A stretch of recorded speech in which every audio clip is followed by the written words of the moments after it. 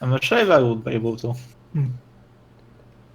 Welcome to the Tomb of Annihilation, Dungeons and Dragons, as hosted. Yes, I'm unmuted. Okay, good. By Kashka of Mischief of Mice, and kind of presented by me on the channel. So, hi everybody. How are you today? I've got. Let's see if I can pull this up. I've got the notes pulled up this time, so I can actually read them. I am unmuted. You guys are all unmuted, yes. I can hear you, so this is a good sign. So, I'll start off with reading this, and then we'll do some introductions. Last time, Part 15, or the title of this one, Kindling Vorn's Flame. Our group of adventurers continues in their pursuit of the Soulmonger, an artifact said to be cursing all those that have been resurrected before, to waste away to nothing. Their search has brought them to a land called Chult, where dinosaurs roam wild. In this land, our party of misguided adventurers have fought long and hard through terrafolk menaces, goblin raids, dinosaur attacks, trapped temples, conscription, hag traps, oracle tests, and even fairy dragons. All in an effort to simply find and eliminate the cause of the wasting plague. Through all this, they did gain some new allies and enemies as well, whether they be an Aarakocran in chains, grateful to be freed, a man with a troubled magical item that only seems to bring more trouble with the name Zentarum in search of it, a dino-human that only communicates through smell, or a local axebeak that is just happy to have a snack. Will they now be able to gain another ally in a large construct named Vorn? If so, how does one make a construct fly? Let's hope the Aarakocran people are prepared as well, as you can hear them hooting in the background. So, we've got people in here. Let me actually bring up some of my little viewing things I've got here. All right, we have... I'll start with me and work myself around this time, as I've been talking a lot already. I'm Valen, and I'm playing a Dwarven Bard, who is also the emissary of the Emerald Enclave in this land, and has brought along a bunch of trainees/recruits, friends. Starting with Lissa. I am a lizardfoot barbarian, and I'm the nicest one at the whole party. And Flippy is he's my loyal sidekick, and he's the mean one. He eats everything. And sorry about no camera. It's not wanting to cooperate. Hey, you can't have everything. Right. And then next to Alyssa, we have Callisto. I am Callisto of the Bear God clan, and I am a half-elf druid. Got that The other damn half tag. being human. You got I'm that. not going to do it anymore. No, you're not. You're the half druid, right? You're half elf. Yep. Half druid. I'm just gonna have to change your description. And then next to Callisto, we have Nerevar. Yeah, it's me. I'm playing as Dwell Salazar, human special sorcerer who's commanding his Eidolon/dragon, Iron Scale. And then next to Nerevar, we have Flippy, who is an NPC Axebeak bird. A lot of people have been asking about that. We picked him up as played by Kashka. We picked him up in Camp Righteous as one of the only surviving resident there. In a cage, pen, something like that. We freed him, fed him, and befriended him, and he's been with us ever since. And then, of course, last but definitely not least, and most important, our gracious games master. You can stop kissing my ass. Going for the bonus XP. Kashka. Hello. Yeah. Hi, everybody. Welcome to the game. Today's session on a Saturday. It's crazy. On a Sunday. Yeah, so I'll just pick it up here, I guess. So, last time we left off, you had managed not to slaughter goblin children and avoided a couple of potentially violent encounters as well on the way to the goblin encampment and on the way back. Slipped past some Zentarum with Artis and Dragonbait, and then kind of an encounter with some lizard folk was handled as well, deftly by Valia on the way back. So now here you are, back, standing in front of Vorn. Ulfgar has amulet on his personage somewhere. You think maybe, unless somebody's nicked it off you while you weren't looking. Last I knew, I had the amulet with me. And it was, yeah. I don't think I would walk with it in my hand the entire time, but I left the village with it in my hand. And then we traveled all the way back. Yep. Okay. So yeah, we're lizard folk back Past to some, Vorn. past some fun cousins, and talked about maybe dropping Ulfgar off one day for them for a feast. I'm a good host and a good cook. He'd be the guest of honor. You are invited for dinner. Yes. I could prestidigitation myself to taste better for a while. I'm so delicious. Hassenpfeffer. All right, so I'm gonna take the amulet out. I would like to try and do some kind of magical check on this. Just general knowledge. See if I can figure out how to make this thing work before I actually start doing so. Would that be okay? Yeah, make an Arcana check. You've got the amulet in hand. You're standing right in front of the construct. See if you can. With my massive 0 bonus to Arcana. I'm looking over his shoulder, literally breathing on his on his arms. Ooh. Like, hey, I said it says Vorn. Okay. And for those that are watching that are not familiar with this, the 2 dice rolls are in case there is advantage or disadvantage. And in this case, there was neither. So you just default to the first roll, which in this case is a natural 1. That is why it is red. If it's green, is good. Red is dead. Kashka?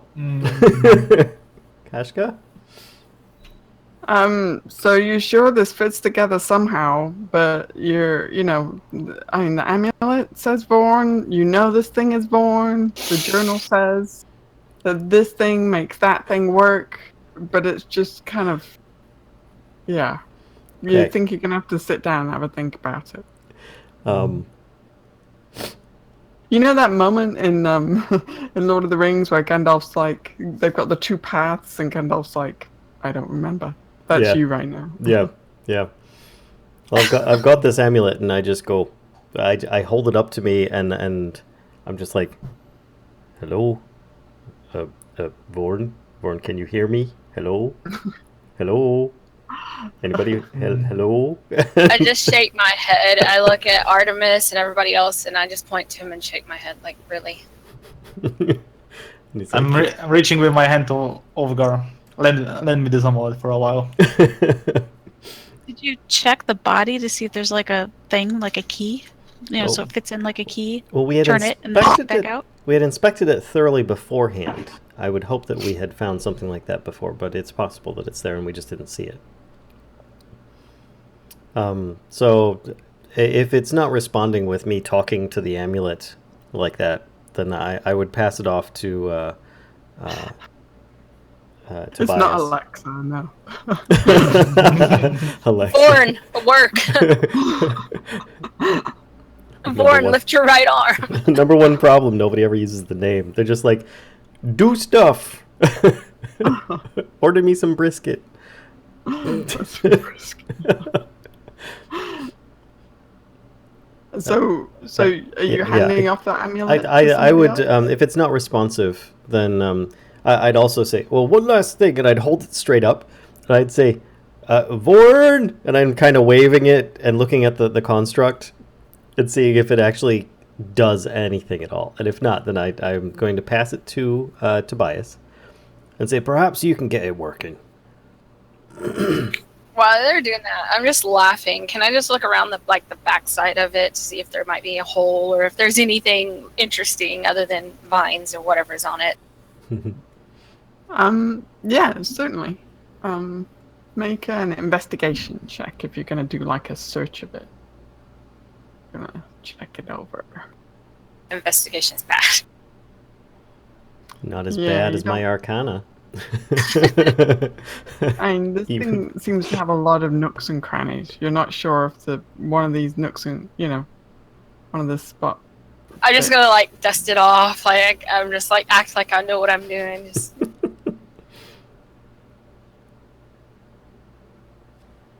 Okay. I'm just trying to see. So I think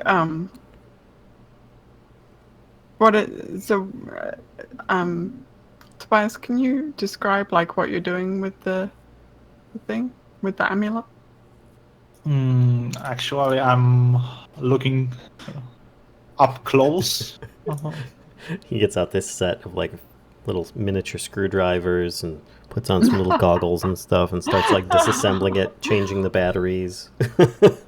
So I would say with your arcana check, you feel if you focus on the amulet for a while, and the magic of the amulet and the link,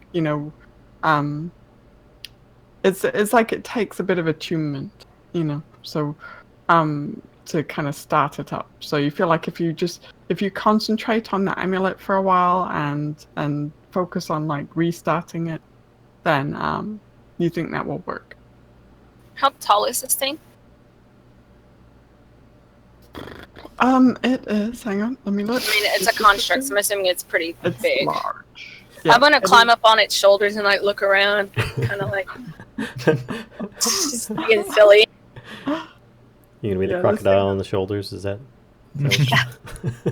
Let me show you. Well, you guys have seen this before, right? Yeah. So yeah, this is the guy that you're looking at, and he's pretty tall. He's large size category. So what is that? That's 10 feet or above, right? I believe so. I'm not sure. I just know that long, large creature is a horse. I think this counts as a tall, large creature. I would agree. Tall, large creature. So I think he's more than 10 feet tall. Mm-hmm. Yeah, I'm just climbing up on its shoulder and just hanging out. Okay, so what are we doing with this? I'm just holding my amulet in my hands and trying to concentrate it. Concentrate my thoughts about this whole figure, It's squinting one eye real hard. something like that. So yeah, as you focus on it, you can kind of feel the magical energy within the amulet, and you can sense the link between the amulet and the construct. And as you kind of focus on it and concentrate on it waking up, Lissa, you hear Valia, you hear below you the sudden like creak of joints or just metal kind of, you know how like a car brakes if you haven't, you've got crappy brakes on your car. That's what it sounds like. It's just as as one of his arms begins to kind of straighten out. Okay. I'm like, holy axe beak, it's working. Keep doing it. While he was starting to concentrate on it, I would have started ritual casting comprehend languages and started, so that I could inspect it as further stuff. But I don't know if this was 10 minutes or half an hour or what. It would be pretty short, but I think, yeah, by the time your ritual is done is kind of when the movement begins. So, how long does it take to attune to something? It doesn't. Usually it's a half hour, but I don't know. Yeah, It's all dependent on what the GM says. I've seen it take days. Okay. I've seen it So take minutes. Yeah, it's not like we are rushing, so. It's going to take about the same time as your comprehend languages spell. Okay. As your ritual, I should say. So about 10 minutes. Yeah. And he starts moving. Yep, an arm straightens out first, and then another one straightens out, and his head was kind of, bent down, and he lifts his head up, and you see this kind of just a slight magical glow from in between the joints. When I see the eyes start glowing, I'm just gonna jump down. I'm gonna be like, I should probably get down now, just in case. So have you got it working then? It looks like it's make sure to tell it not to attack us and that we're friendly. Suddenly he started like backing up a little bit. So yeah, Tobias, you feel like now you could give this construct some commands, and it would, you feel like it would follow those commands. You feel like it's fairly alive now. So you also feel like somebody else, if you wanted to kind of pass the amulet amongst yourselves, that somebody else, now you know what to do, you could pass it off to somebody else, and they could just do the same kind of focus and have control of it. So we got it working. Actually, there's one thing that I would like to do.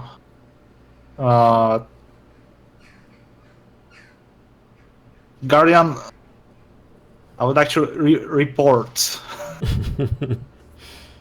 It is able to speak. No, it is not.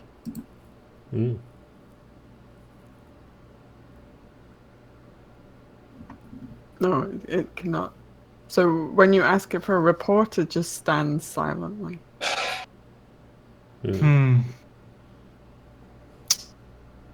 I would like to know who left it here, or what happened to it. Tobias, I've got an idea. Let's test its dexterity. And I pick up a small twig from the ground. Can you tell it to hold this without breaking it? Well, Tobias, do you ask it? Do you ask it what happened to its former master? Yeah. Okay. Pretty much.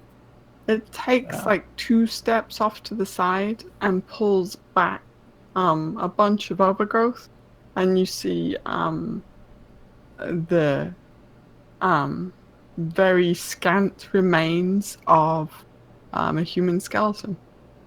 Oh.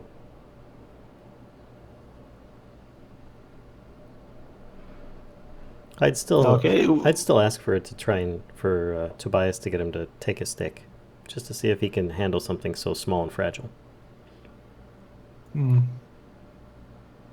Here, hold this. Yeah,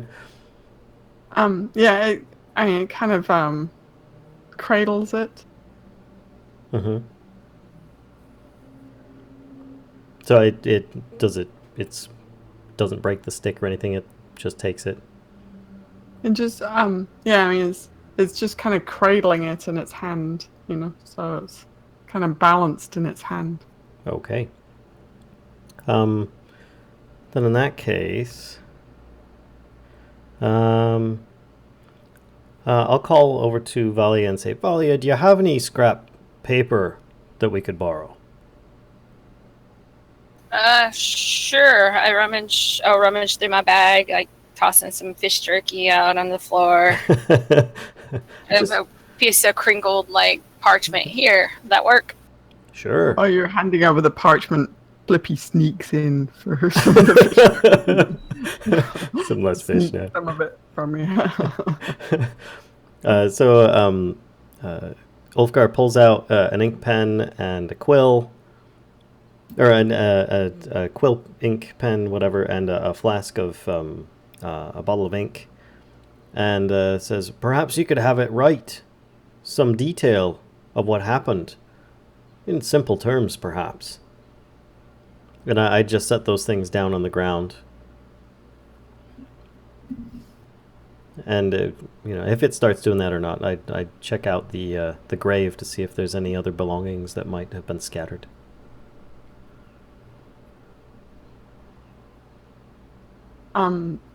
So you check out the grave. Yep, and Actually, I would ask Callisto if she wouldn't mind checking it out. Sure, I'll go look. Okay. Yeah. So at first glance, it looks like whatever was on the skeleton is long since been taken back by the earth or by something completely different. There's literally just bones left, and not even all the bones are there anymore. Mm-hmm. If you want to kind of do a more in-depth search of it, I would. Okay. So do an investigation check. For survival? Investigation first. She's like, no, survival. That turned out better than I thought. Oh, nice. Okay, hang on one sec. Let me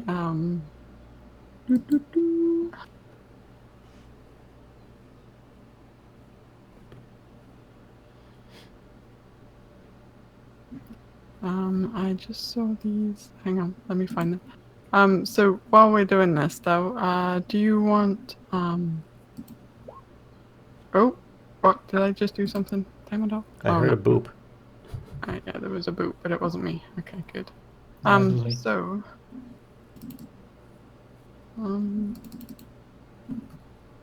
on one sec. Let me just do this. You do find off to the side.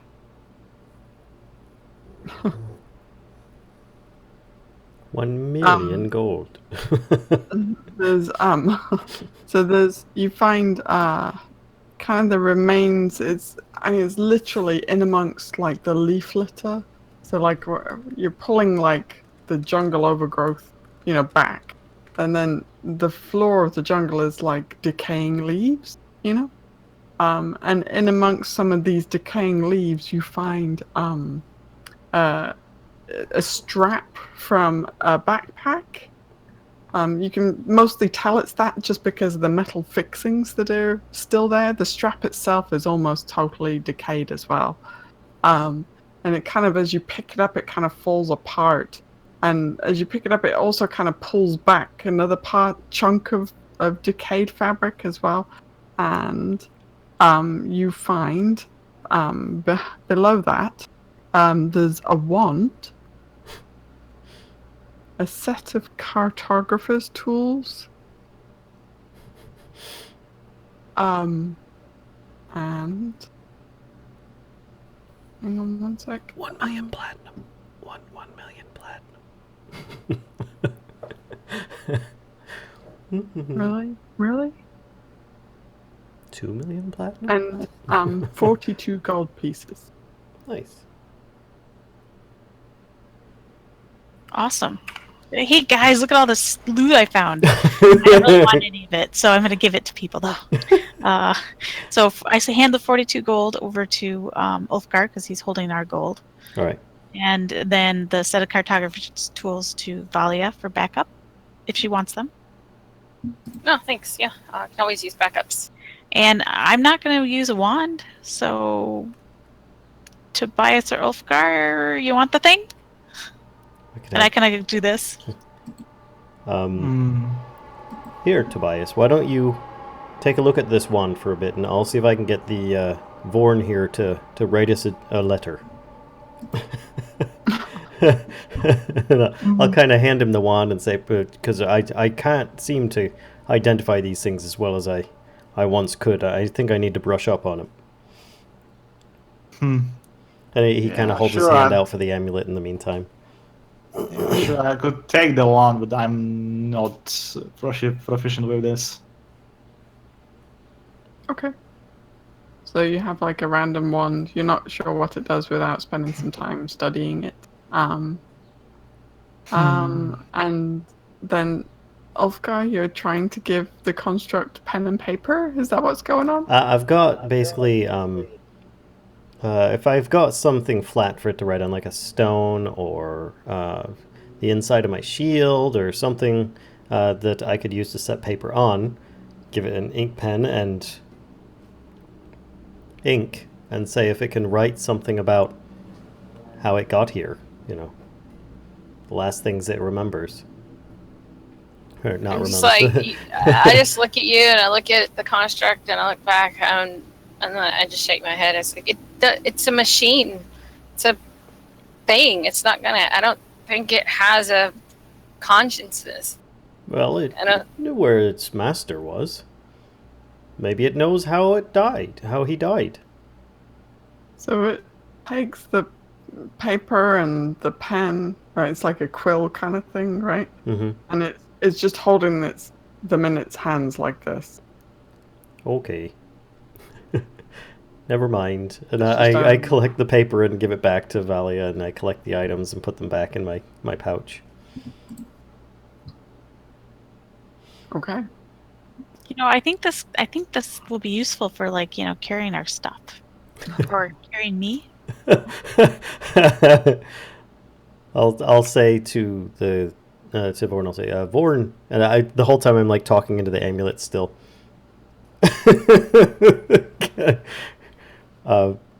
Pick up Callisto gently, please. I don't know if I've attuned to it by now or not, but probably. Callisto. I don't know. Yeah, this hand kind of scoops down towards you, Callisto. Well, I sit in the hand. And be like, hey guys, let's go. Yeah, you can. It's kind of a small seat, but yep, you could definitely fit on there. And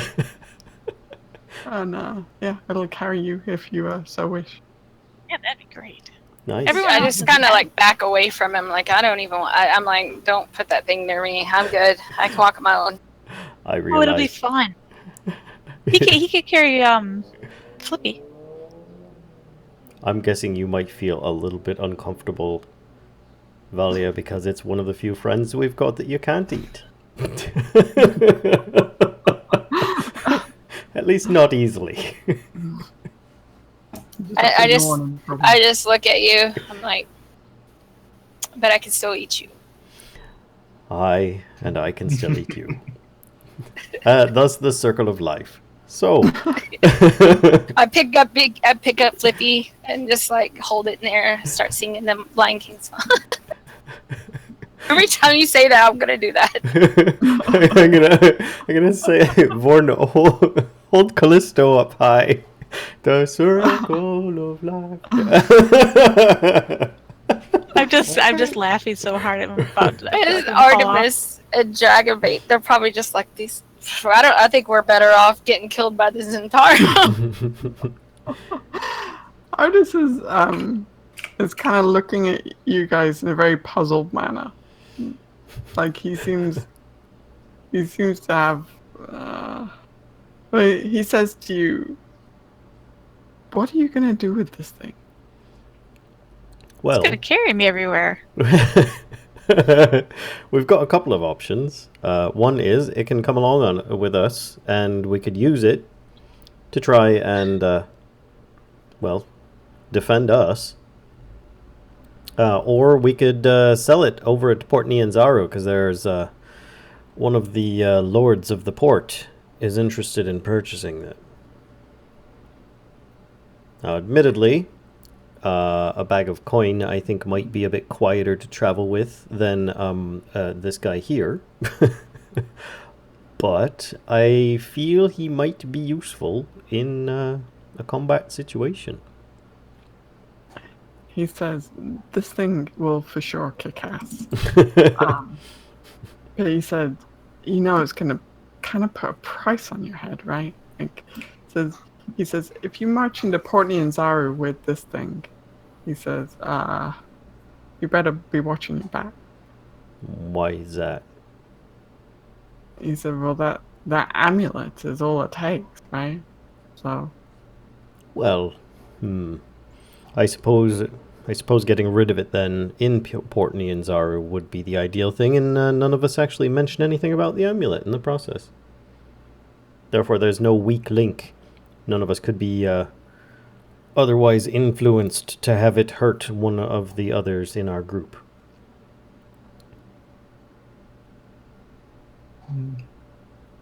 he kind of looks at it like you can see he's thinking he's doing that thing where he's like rubbing his chin a little bit and like thinking about it. And he's like, "How much is this guy gonna give you for this?"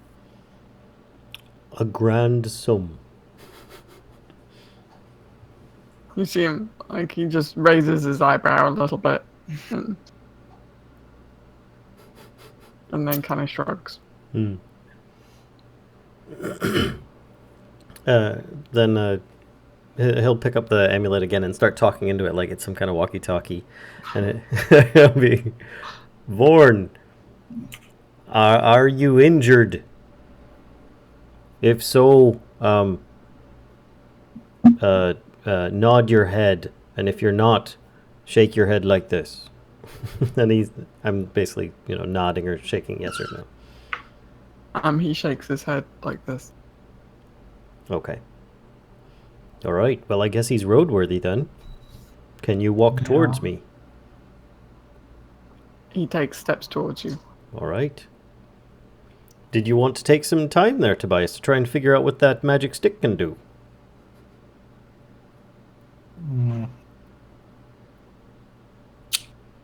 Actually, I'm not very tempted by it.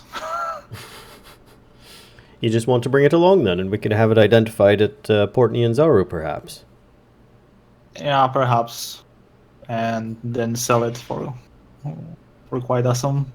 Well, assuming that it still, has a use to it, and a use that we don't care to be without. All right. So, any objections to us being on our way then? I think we should take a short rest. Why don't we take a long rest? A long one would work too. I imagine that we had probably taken one on the way back, because I've been basically casting the magic hut spell each night. We didn't take one when we left off from the goblins. That's why. Well, My hit points are still down. It was 2 days travel, and we ran into the lizard folk along the way as well. Was it? Okay. So we should. I think you just need to refresh. We should be full up at this point. Yep, I agree. Okay, so I'll adjust my rage and stuff, and I get on my luck back. Yup. Luck be a lizard tonight. Yes. Just a quick thought. Just one quick thing. Did we left balls at Camp Righteous, or did we just left them in somewhere in between Camp Vengeance or and Camp Righteous. Because I don't remember. Yeah, you had taken boats down from Camp Righteous towards Camp Vengeance, but I think you got out of the boats Yep. before you got to Camp Vengeance, right? Yeah, we Actually, I left shouldn't them be telling you guys up this the stuff. river. Sorry. Yeah, we left them up the river from the camp.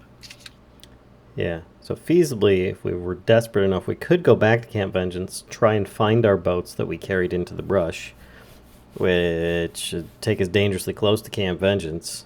Or we could just follow the river along, going north. And hoping that we'll find boats on the way. No, I think that we just hoof it. It's like a 3-day trek back to Camp Vengeance. I think that's kind of out of the way. And I don't want any part of that camp, especially after sending that mercenary group in that direction. Artis pipes up and says, but it's so much faster to travel in a boat by river. Right. Get carving. What about this construct? We don't know. It's awfully heavy. There's no way it's going to get in a boat and not sink it. I test to see how fast the shield guardian can move, so that I can figure out how far it can go in a turn. I tell it to just like run in a straight line that way for like 100 feet. So you better hold on. I don't think there really is a straight line. And you're kind of in the jungle, so... I try and get some gauge of how fast it can move, just by telling it to run around and stuff. I don't know if it's going to be able to move faster than us, Okay. slower than us. What? Yeah, so you get the feeling that it's not going to move much faster than you. You think it's going to move about the same speed as you. It takes longer strides, but is slower about them. Then I'm going to say we head east until we hit the river and look for a way to cross and continue heading north following the river by foot. Boats would be better, but if we're taking this prize with us, then I think we've got to leave the boats behind. Artis says, it could be run along the shore. Right, but if we're moving faster, we're leaving it behind. He says, yeah, but this thing's not going to get tired. It can run all day. Right, and I don't want to leave it alone either, because for all we know, some kind of giant bipedal tyrannosaur monster could come out and start trying to munch on it and ends up destroying it. Or it destroys him, or just causes a ruckus and we're not there to control our new robot friend. He's like, hey, you're the boss? He's like, I think this one could punch a T-Rex out. I have no doubt. Better reason to keep it with us. Besides, I enjoyed that running around. I'm still sitting in his hand. Are you saying, Artis, that you'd like to ride in the other hand? He's like, nope. He's like, I just want to get where we're going as fast as we can. Aye, that I do. It's like the more nights we have in the jungle, the more likely we are to be attacked. Well, if we go along the river, maybe we'll find some more boats. Right. I don't remember how many boats were left at Camp Righteous. Did we take all of them? No, I know we're at least 2. I think there's 1 left. Oh, well. Oh, we can't all just fit in one, can we? No, but we could split the party. That always goes well. I hear that's what all the kids are doing these days. Dun dun dun! Party splitting! You guys did it last week and it worked out just fine. just fine. It's what we do best with our party. You'd think we don't work well together. So we're always splitting. Sorry. All right.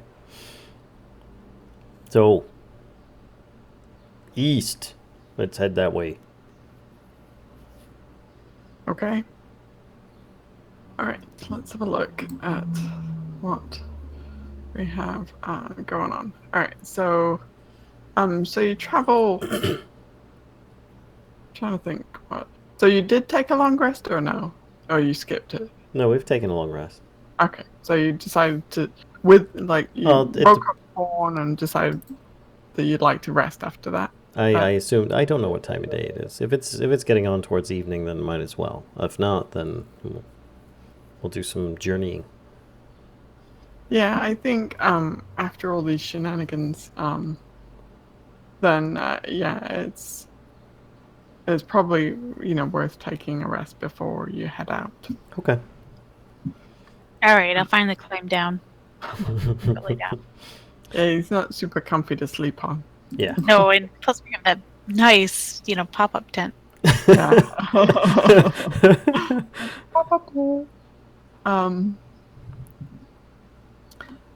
Okay. So take a long rest overnight. By the way, Vorn would have to wait outside of the hut. Yep. Okay. As same as Arok. Put him on guard. Oh, that's right. Eric is. Oh, I didn't even think of that. Now we can all sleep at the same time. Mm-hmm. Just have those two guard everything. I'm curious. Can Eric, can he be summoned or unsummoned or something like that temporarily? I think it should be able to do it. Yep. But I would rather not do that. Okay, I was just saying, you could always, if you feel he'd be unsafe wandering outside the hut, then that's an option. But otherwise, if you feel that's fine, then we now have 2 guardians outside the hut. One on either side. Right. Okay. So during the night, you're sleeping through the night. During the night, the rain actually increases and the wind increases. And while you guys are in the dome, it is perfectly fine in there. You don't suffer from any weather conditions at all. It's lovely temperature, nice and dry, not humid. But you can see Vorn and Eric have to kind of Vorn just he punches both fists into the ground and assumes this kind of balled up crouch position against this torrential rain that comes in. So what would Eric do though during because it's like kind of tropical storm level. So yeah, Vorn is he's a big guy, right? But he has to crouch down and kind of secure himself in the ground almost. But what would Eric do during this kind of weather? Actually, he would bury his claws deep underground to try to hold it. Okay. And he could probably use Vorn for a bit of shelter as well, if he wanted to. Okay. And the storm continues throughout the morning. And actually, what's strange though is, can you all make a perception check with disadvantage for me, please? Because this weather is getting in the way of you seeing anything that's going on whatsoever. So perception? Valia sees everything. Wow, Callisto. Way to do a nat 20 and a nat 1. I'm in tune with the forces of nature. How to do it without advantage? So for disadvantage, you just just roll. Click on perception because it will roll the 2 numbers, and for when you have disadvantage on something, you just take the lower number. But you guys are getting ridiculous numbers anyway, so. But when it comes time for a fight, it's not gonna be like that. So Callisto, I think you just decide that you're just gonna sleep through this storm. Okay. It's whatever. I don't need to be involved in this. But the rest of you who are awake, you see something, actually several large things moving through the jungle. really big humanoids. Actually, hang on one sec. Let me. They look like a shield guardian. No, they do not. It's a bit of a description for you, probably, hopefully, somewhere in here. So these guys are bigger actually than Vorn. Jeez. And you think you see 5 of them, but it's actually really difficult to see because of this storm. But they just seem to be like kind of just batting trees out of the way. The wind and everything is pushing vegetation in their face and trees in their face. But they just seem to be like they're kind of hunched down because this is pretty like intense weather. Even they're kind of struggling with it, even though they're huge size. So they're kind of hunched down, but they just seem to be like batting trees out of the way. As like trees and the vegetation fly at them, they just kind of like push them aside and continue on through the jungle. Let me see if they see you guys though. It's actually one-sided, so they would only see the shield guardian and a rock. Okay. Thank you for the reminder. No, they do not. So what you can see of them though is you think that they seem to have some armor on them.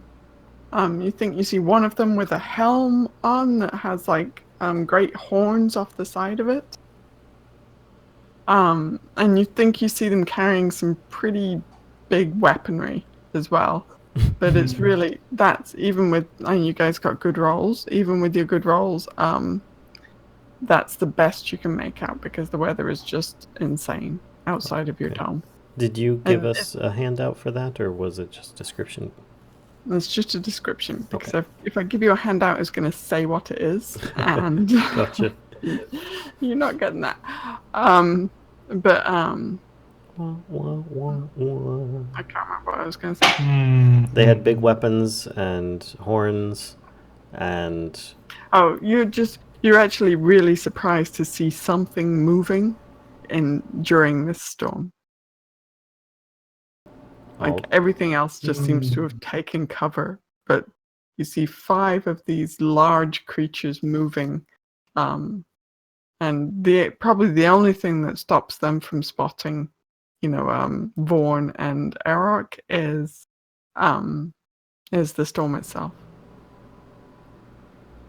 and these things are bigger than Vorn. These things are big. These things are huge size category. Vorn is large size category. Okay. So we need to get rid of Vorn because he's raising our challenge rating too high. Just to metagame the crap out of it. No. I recommend we stay here. There you go. That's That's what you came up with? yes. I don't want to go out in that rain if they're having a tough time. I think it would be our end. Yeah, I just kind of crouch down and tell Flippy stay close and kind of get over, like in the bubble we're in, try to get close over to the side where Vorn and Arak are. Mm-hmm. Just kind of hang out over there, because if they, I tell them if they're going to attack, these guys are the first ones they're going to see, and we might be able to get the jump on them if they do, because they aren't going to see us yet.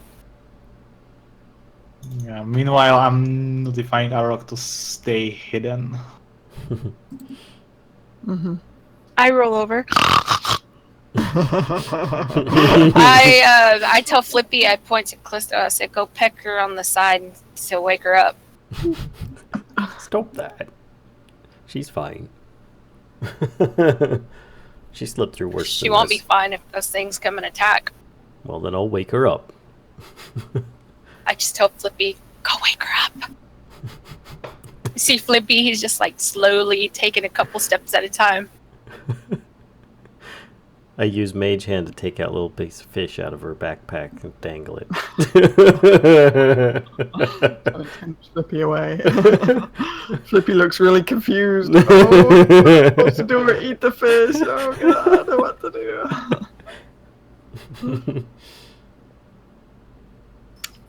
Okay, so the creatures do pass though without noticing Vorn and Arok.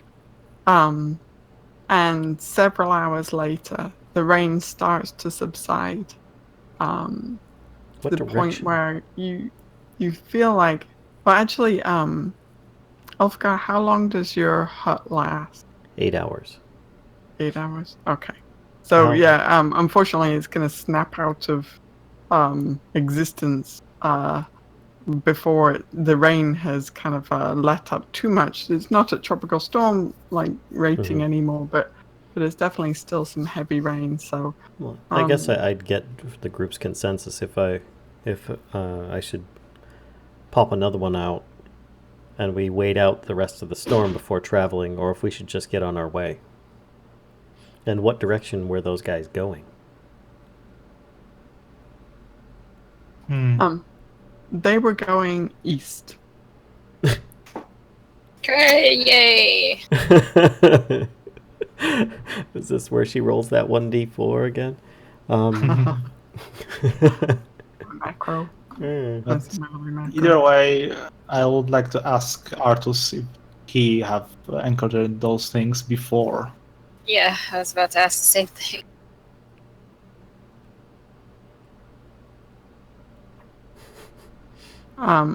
Artus, sorry, I'm just, Artus says, this by default. Sorry.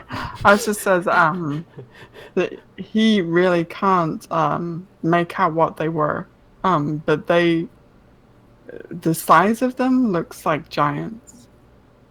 But aside from that, he's not sure who they were. And this storm wasn't look very natural, even for the tropics. How many were there again? 5? 5. Oh. Because it looks like the storm was moving with them. Well, make a. Hang on, one sec. Let me grab Artus's sheet. See if how well if he has any survival kind of bonuses going on. Oh, he does have good survival. Okay, yeah, he. Well, let me roll this. Yeah, he says that he's pretty sure that the storm was not related to them. That just looked like a normal storm in Chult. Are you sure that the storms don't originate from these folk? He says I've encountered storms like this before. He says I'm pretty sure. He says you haven't seen a storm like this before while you've been traveling around. Maybe not Never. quite that intense. He says, And I yeah. have heard of such a thing as a storm giant. But I He can't says, say guess that I know that they cause storms. Says I guess they could have been, but he said that storm seemed kind of natural to me. But nonetheless. They're kind of going the same way we are. So We should I mean- go and make sure that the road is safe then. And you can actually see quite clearly the path that these guys and gals, maybe these unknown gender giants took, because yeah, they're big and they're moving vegetation out of the way. So they've got at least a good couple hours on us ahead. So and they are definitely moving faster than we are. So we should just follow the little trail as best we Yeah. can. I agree. There will be possibility to encounter them again, so we will see them because they are very tall. And I say we stay in their path that they made and as long as it's still going ahead of us, we should be fine. Because they're, like I said, they're moving way faster than we are. We shouldn't encounter them. We shouldn't catch up to them. Why not? You probably They're noticed going. at some point during the conversation that Ulfgar has gotten a little bit less jovial. In general. He's like, this isn't a joking matter. No, he suddenly seems like he doesn't like these giants. I say we just follow their path the best that we can, kind of to the edge of it. And if it looks like there's a chance they might have stopped or slowed down, then we find another way to go. At least we do know that they have a good couple hours on us, so we should be okay at the rate we move. I'm sure we could catch up to them. I don't think we're going to catch up to them. They're definitely moving a lot faster than we are. Well, we've got our new friend here. He can help us out. They're like twice his size. And there was multiples. I don't want to encounter them just as much as you don't. But we do need to hurry. We do need to get to where we need to go. Right. And they're between us and there, so we should probably clear the path. Eastward.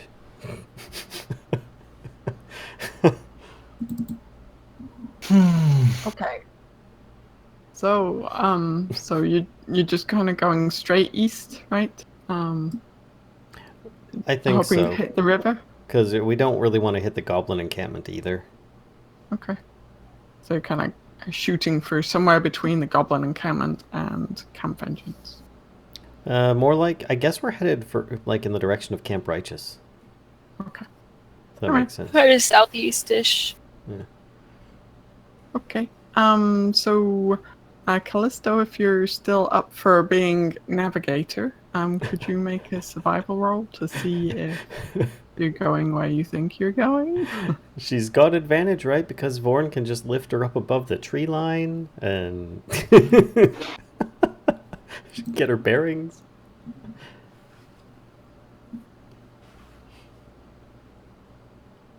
I mean, technically, once we get by the river, my map is mapped in that far. Okay, so you think you're going to this square, right? That's the square you want to go to, like this way? Mm-hmm. Yes. Okay. Okay. All right. So let's have a look. Bum, bum, bum. Okay. So the rest of the day kind of it's actually there's not a whole lot of day left. After waiting out the storm, there's kind of not too much day left. So the rest of the day passes without too much incident.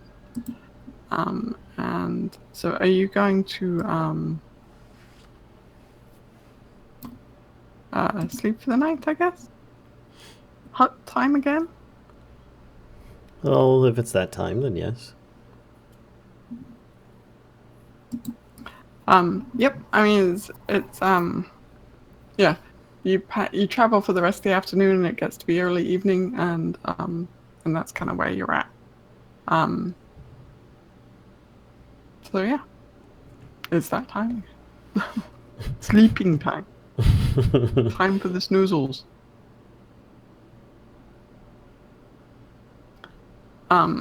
Okay. So when you've got the hut up, is anybody keeping watch or?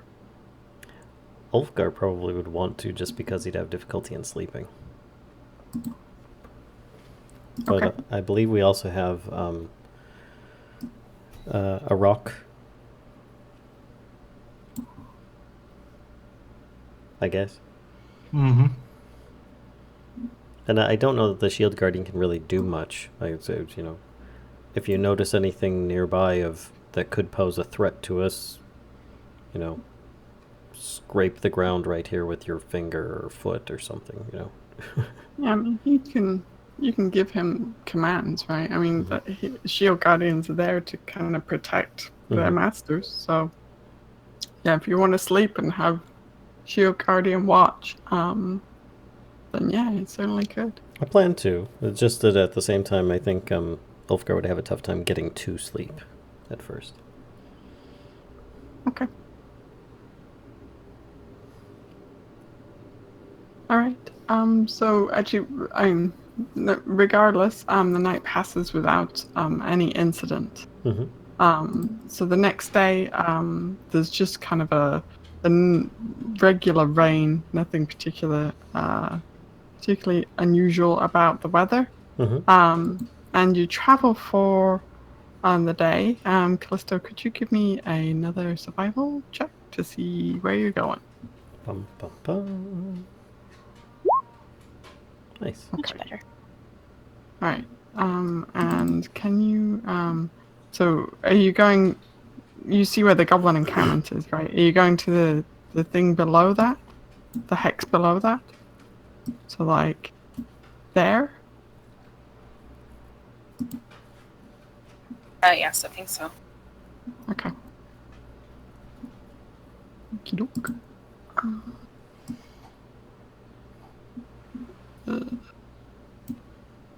Okay. So you're a little bit surprised when actually you end up or actually I can just do this because you find yourself coming up on the stream where the goblin encampment was. So you're pretty sure you're actually the hex to the north of where you are. If that makes sense. Let's head south. So, okay, so you kind of you're gonna try and skirt around the goblin encampment. Okay. Was there a sign that the giants went straight into the goblin encampment? No, there is not a sign of that. Can you make, I guess just, let's make some stealth checks to see if you are able to avoid being spotted by the goblin encampment.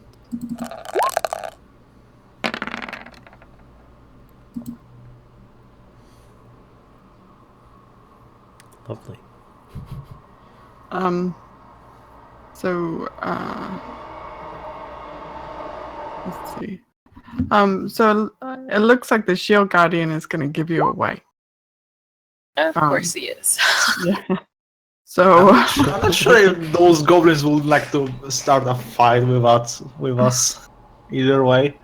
And that's exactly what happens. So the goblins who are kind of keeping watch around the edge of the encampment see the shield guardian, and you see their face is just one of like complete shock and awe, and then they haven't seen the rest of you, but they just get to their knees and kind of and bow their heads down to the ground, and they've got their hands on the ground, and they're just they are worshipping. You know, That's right. They were putting offerings up there at its feet, weren't they?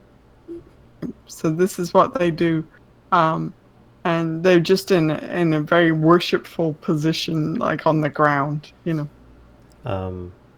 That was more like so we see them; they don't see us. Right. I would cast Major Image and make it look like one of those giants that we just saw. Just make the shield guardian look like it. Okay. Did they get what do they get for Major Image? Hold on, and I will click it in just a moment here. Okay. If they're worshiping it, why are you going to make it? Yeah. I'd rather them just run away. They're not gonna. I don't think they're gonna bother it. And I don't want them following us either. I don't think they will, but they're gonna give us away if they actually touch that.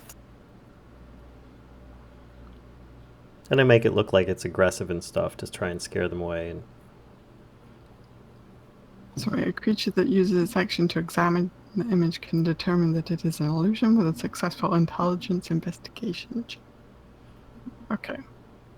Well, while they're not getting up close, they're definitely kind of you know, having a look at it. Mm-hmm. So I'm gonna give them a intelligence check with disadvantage, I think, Okay.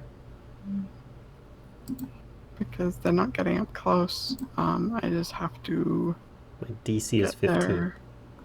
Oh, okay. So it's very unlikely that they're gonna make this.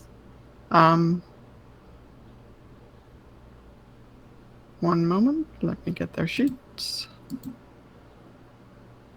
Okay. Intelligence. Okay. Whew. Good thing they had disadvantage.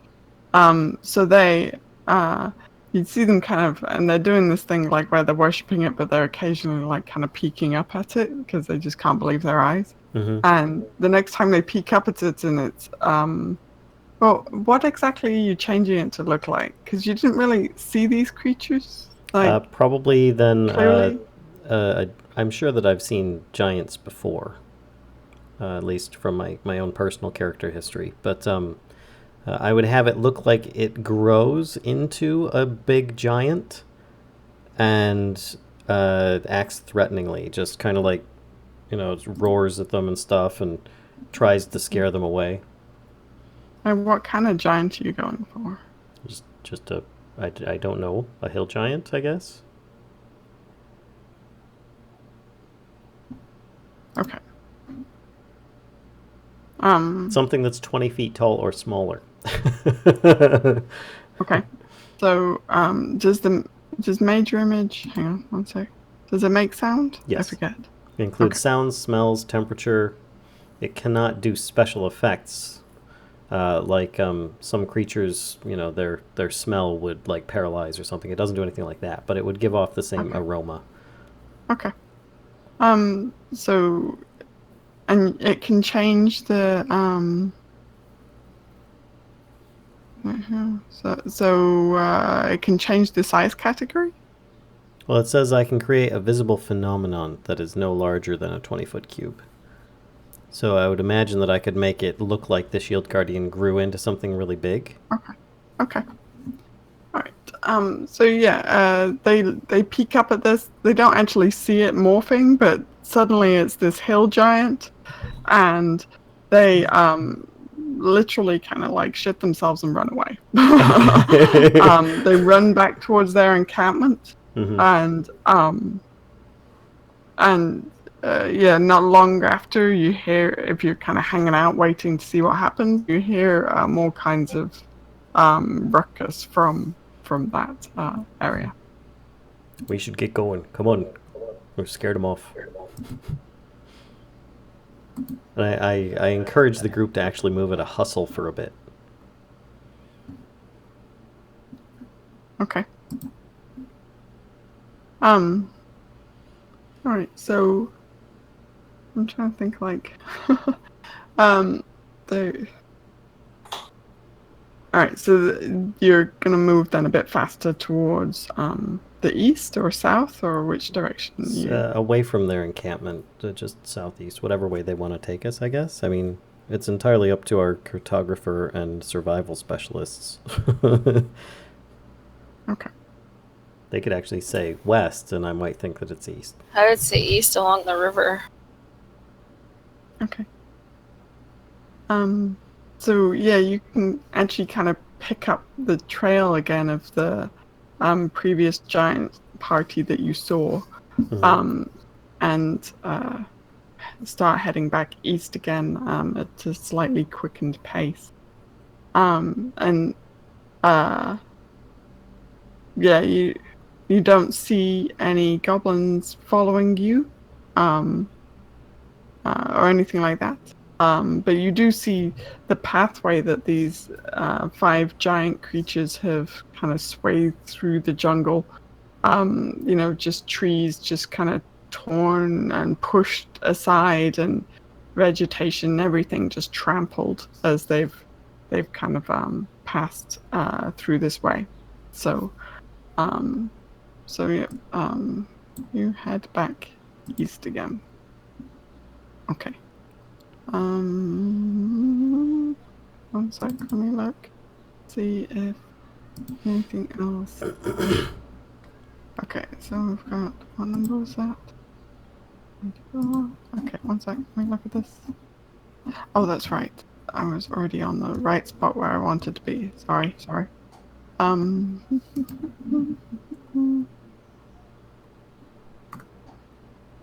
Okay.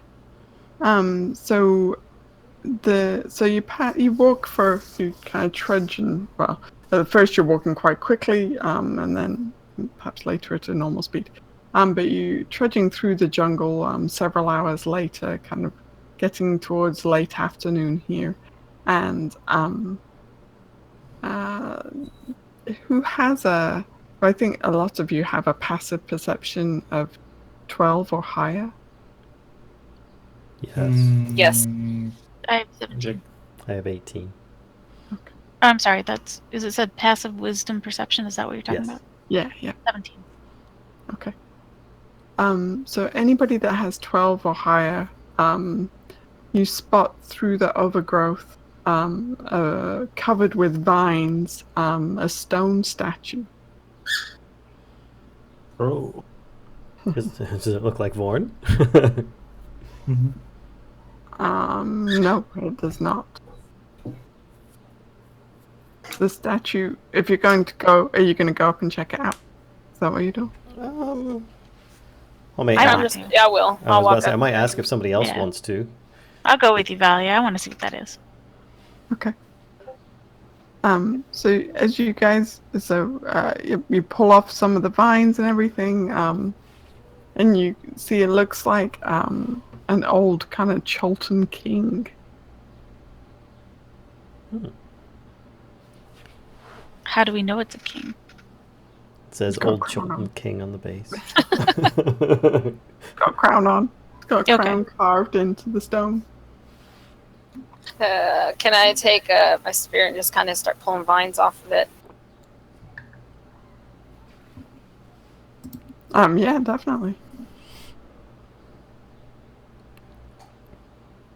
I'm kind of looking around on it. As close as I can get to it anyway. Just looking, see if there's any like little cubby holes. Stuff. Yeah, Stuff I and wish we could have someone who would know the history of Cho that could tell us more about this thing. Yeah, Yeah. but she got eaten somewhere, so Yeah. Yeah, Well, She led us to Archer's you, though. Archer's yeah. I quite bet we find her in Fort Nyanzar again. That will be an interesting encounter. yeah, y'all have to come get me out of the arenas, I guess. So I'll go to jail and then have to fight. Actually, I would make a nice, pretty rug out of her. Okay. I'll look over this statue, see if there's like writing or Mhm. anything. Okay. I would take a closer look as well. Okay. So, you guys see first around the bottom of the statue, you see skulls piled. They look like they're humanoid skulls, but smaller than actual humans. I'll bring the rest of the group over to come and see. I just turn around and look, why does everything have skulls in it in this jungle? Yeah, it's becoming quite mainstream. You're like, this is old news. What is that? No, it's just a skull. Oh, okay. I ask Artemis, like, hey, have you seen this statue before? I mean, you're kind of more familiar with some of this jungle than we are. He says this looks like a statue to Ubtao. He's like, this is the god that was previously worshipped in old Cholt.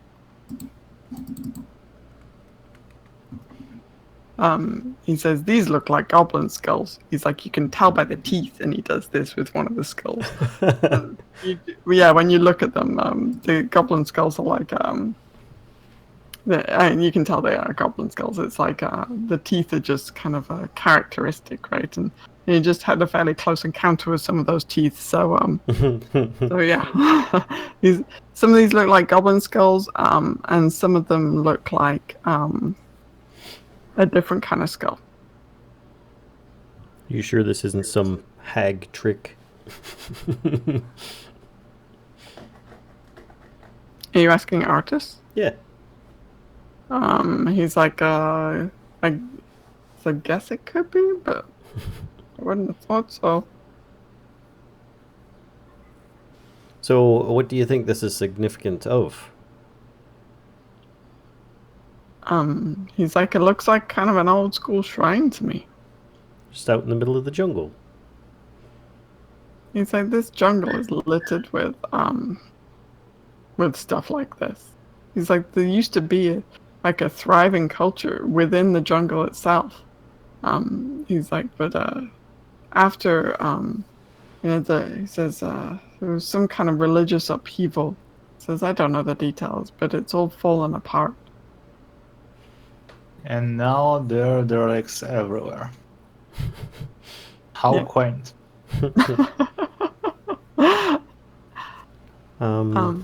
What did he say his name was again? The statue. Uptow? Uptown. Okay. Perhaps there's some kind of entrance or storage for this thing. Let me see if I can find anything magical. And I start casting a ritual for detect magic. Okay. Yeah, and I think Callisto, you'd said that you're already poking around for that, right? Correct. I'm looking for things. This is this is the god that was worshipped in old Tut. Nice. So Callisto, could you make an investigation check for me, please? See what you find. I look at them. I said, "Do you remember the big statue that we went into last time?"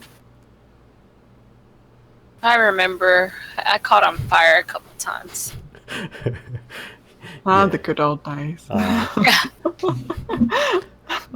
If I remember properly, it was more than a few times. I think a rock caught on fire too because he was in the pit with me. That's when we lost our jungle guide. So Callisto, you find some loot. You find That's a bingo. That's a bingo. You find 35 gold. You find engraved ivory smoking pipe. Do you smoke, Callisto? Is the other question. And you find a vial that's got a stopper on the top of a poison. Oh, not poison, of just nasty looking liquid.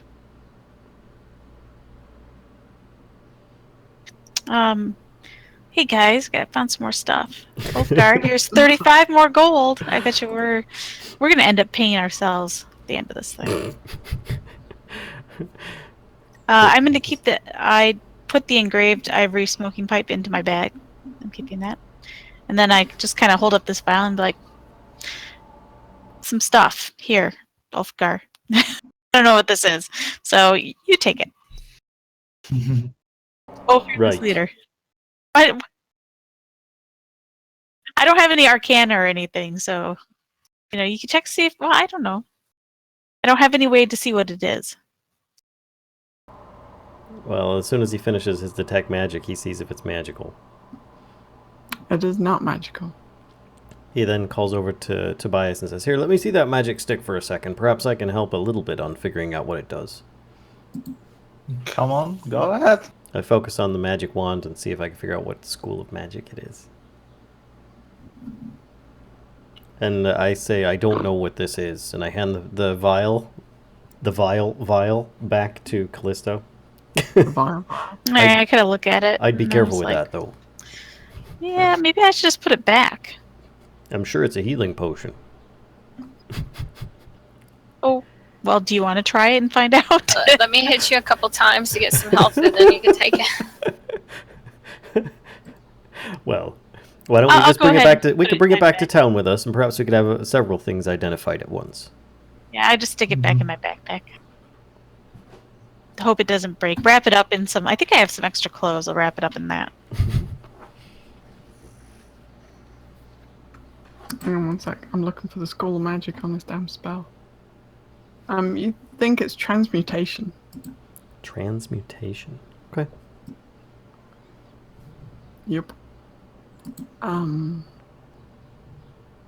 Yeah, the liquid inside this vial is like it's kind of it's black liquid and it's quite viscous as well. Like when you tip the vial around, it coats the glass on the inside. It's not like it's not as thick as like molasses or something like that, but it's definitely like thicker than like a water. So yeah, that's a thing. I feel like I need to make some notes for all the stuff that you guys are finding. Otherwise, I'm never going to remember what it is. Well, so far my notes are very easy. 35 gold. Add that together. So who has this vial now? Callisto. Mm-hmm. Yeah, I wrapped it up and it's in my backpack. Okay, good stuff. All right. So. Oh, I know where I can put this actually. Oh, and I use detect magic around the statue area, focusing to see if I find anything of magical note in the process.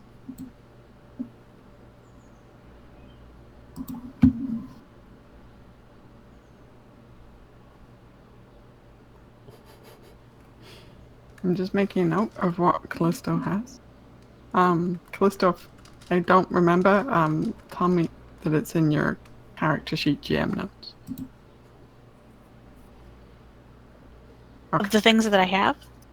Of that thing that you just picked up. The vial of what? So I remember what it is later when you get it identified, okay. So I can actually tell you what it is. Okay. So you guys have got some loot. You've got the statue. You've got the skulls. Was there anything of magical note in the area? 30 foot. I just walk around a bit, focusing. Negative. Okay. I don't sense anything of magical note in the area, so well done on finding the stuff.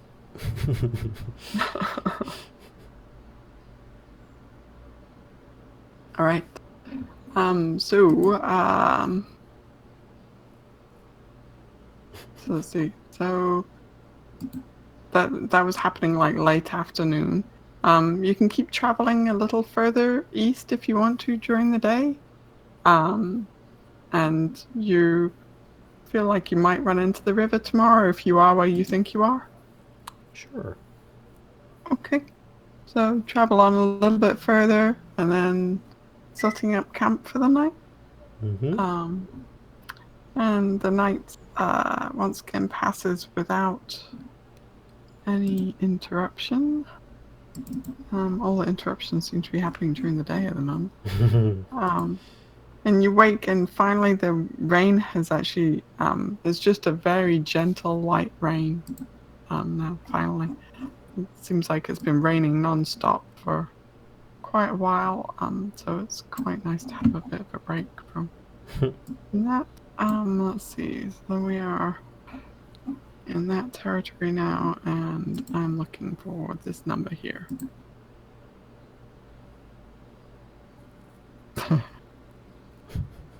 Sorry. Not the number you were looking for? Oh no, it's the number I was looking for. Oh dang it, there it is. I do have sheets of paper. Dang. Okay. I'm like, why do I have pen and ink, but I don't have paper? What the heck?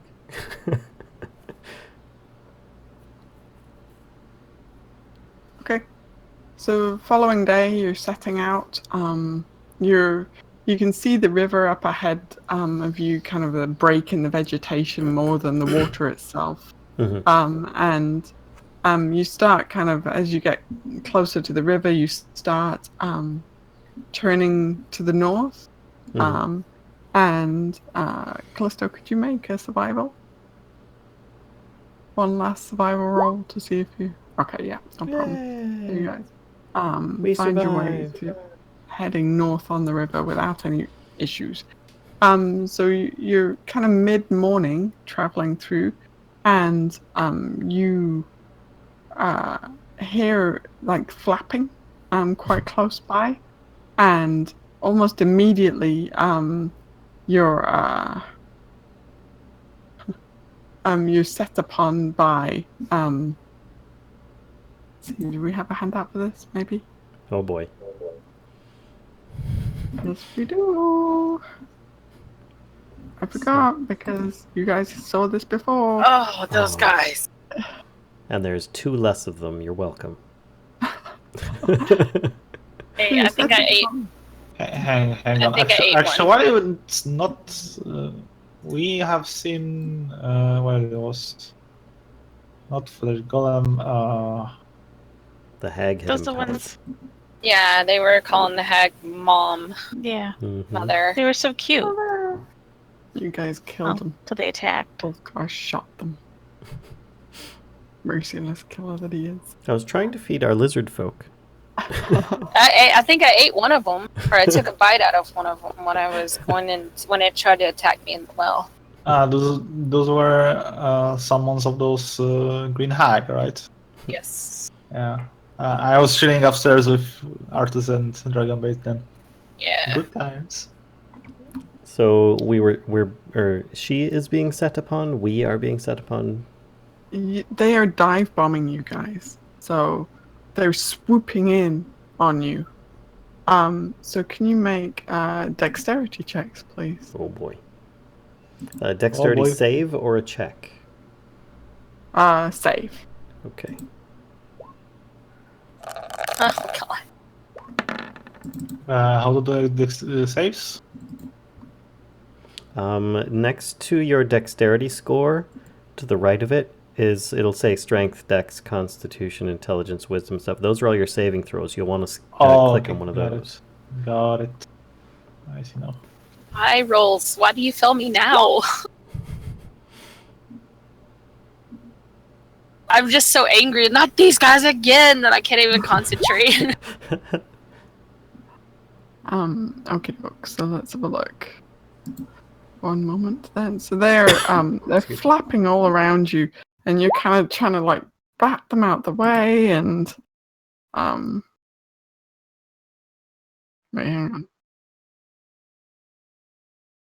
Oh, okay. Sorry, is this is the first one, right? Oh, the second. Yeah, mine's the first one. The second one's Flippy. Okay. Ah, gotcha. Okay. So you're trying to bat them out of the way. They're swooping in on you, and they've got their little monkey hands, and they're grabbing at you. They kind of pull at your frill, Valia, and I'm like screaming, "Oh, their gross little monkey hands are touching me!" and they while they're grabbing at your frill, they also snatch the rain catcher off your back. Uh-oh. Would I be able to like thunderwave these guys? Yeah, you can. There's a whole bunch of them, so they're getting a little action first. Mm-hmm. Just yelling, "They took the rain catcher!"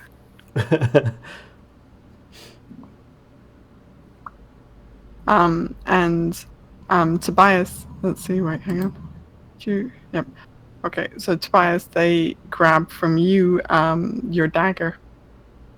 Oh no. They're pulling on your coat and everything, and one of them snatches the dagger out of and then they also grab something from Dragonbait as well. Flippy, eat them, Flippy.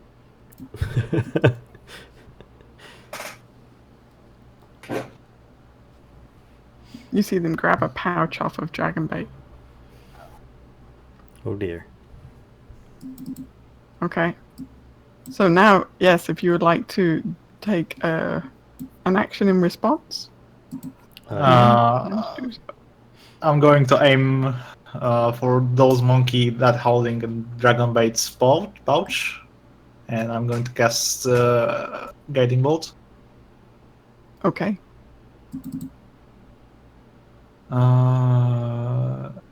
Spells.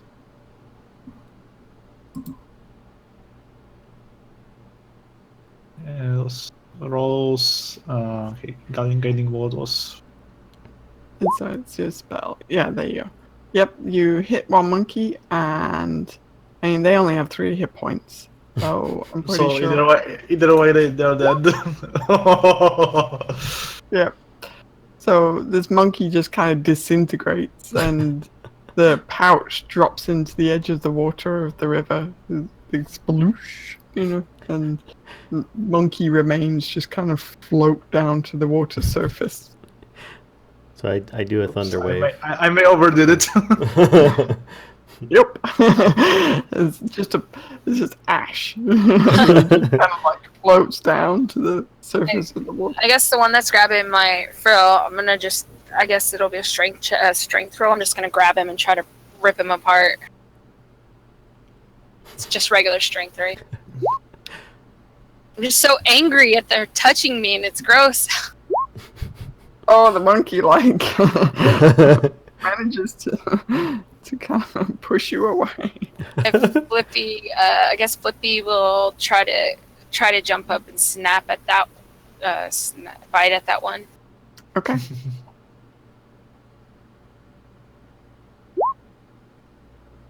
Yep. So Flippy now. Yep. So that one gets wings. broken in 2 pretty much by Mr. Axebeak. I was like, "Thank you, Flippy." Just a couple of wings sticking out of the mouth now. Yep, exactly. And Ulfgar, you're thunder waving the rest of them? Did he drop my water thing catcher? Yes. Mm-hmm. Your rain catcher, yeah. I would, yes. And I do it at 2nd level. Oh boy. Which, hold on, I need to... Am I gonna get caught in that? Whoops, I just totally clicked the wrong thing. There's too much stuff on the screen. That did not work. Whoopsie. Let's just delete that.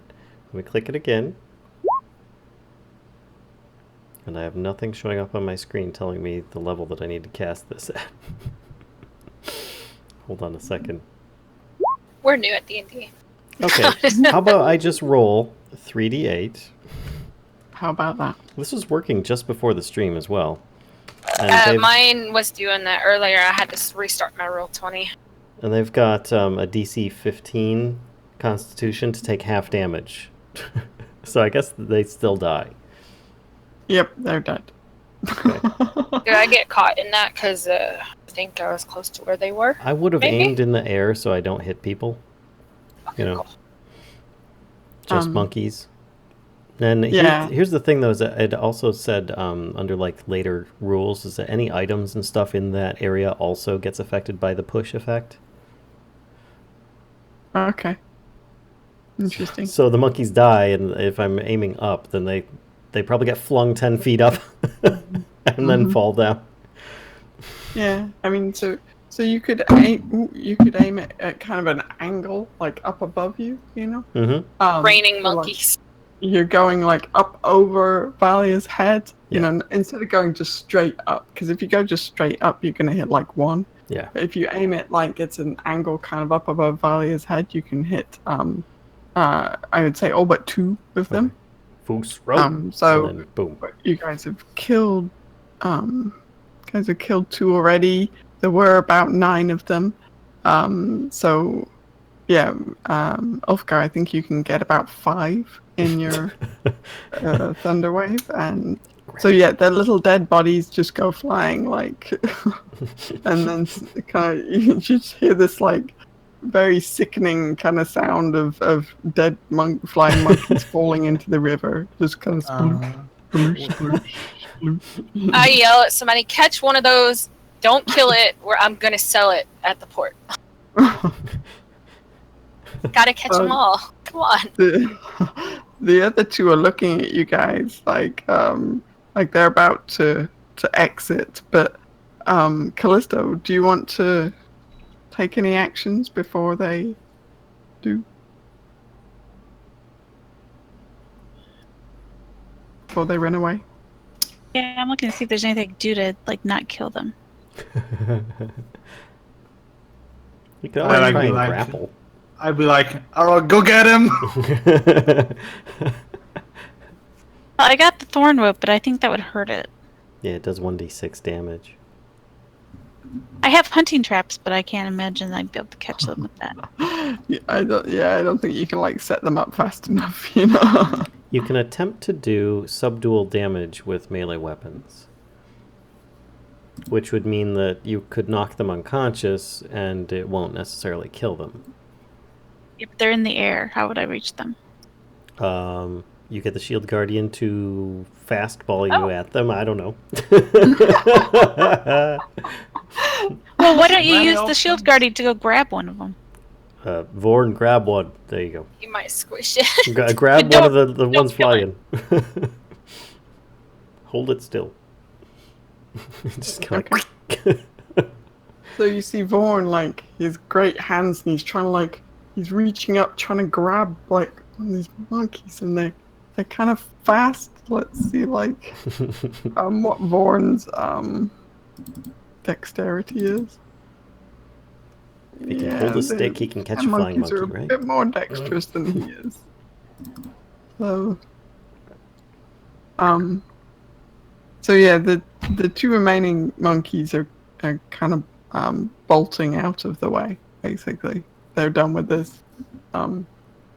Guys seem like easy targets, but now they have learned very differently, and they are running away. Mm-hmm. Arok, try to size one. Okay. So yep, you can catch it. Arok definitely flies faster than these little dudes. So One in each claw. Bloop. make an attack roll with Arok against one of the monkeys. Attack roll. Any attack?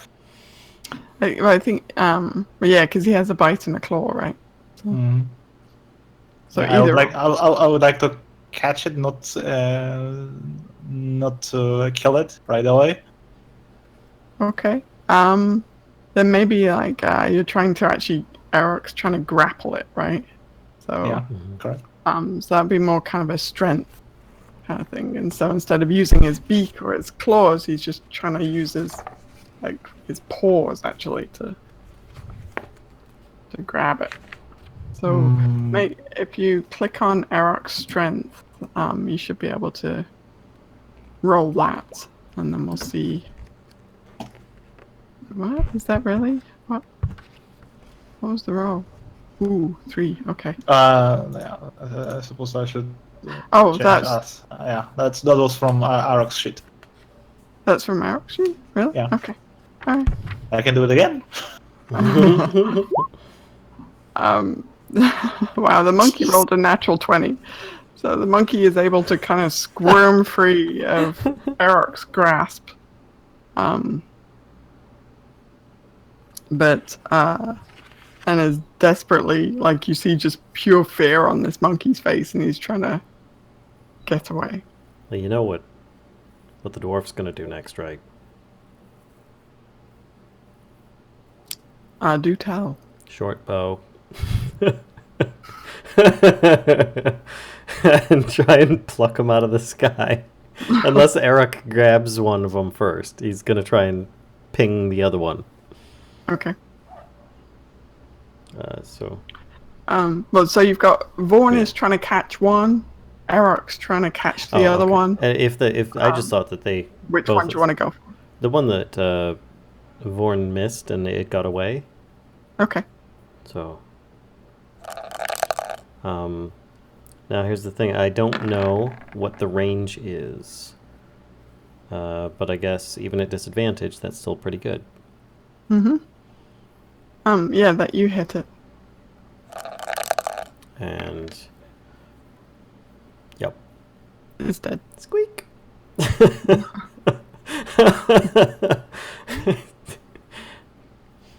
You see Vorn's shoulders kind of slump. They're so warm. Alright. So Eric, do you want to make a... So at this point, the monkey he's flying as fast as he can away. Basically. So moving like 60 feet. Arag is probably much more agile, so he is going to try again. No, not this one. This one.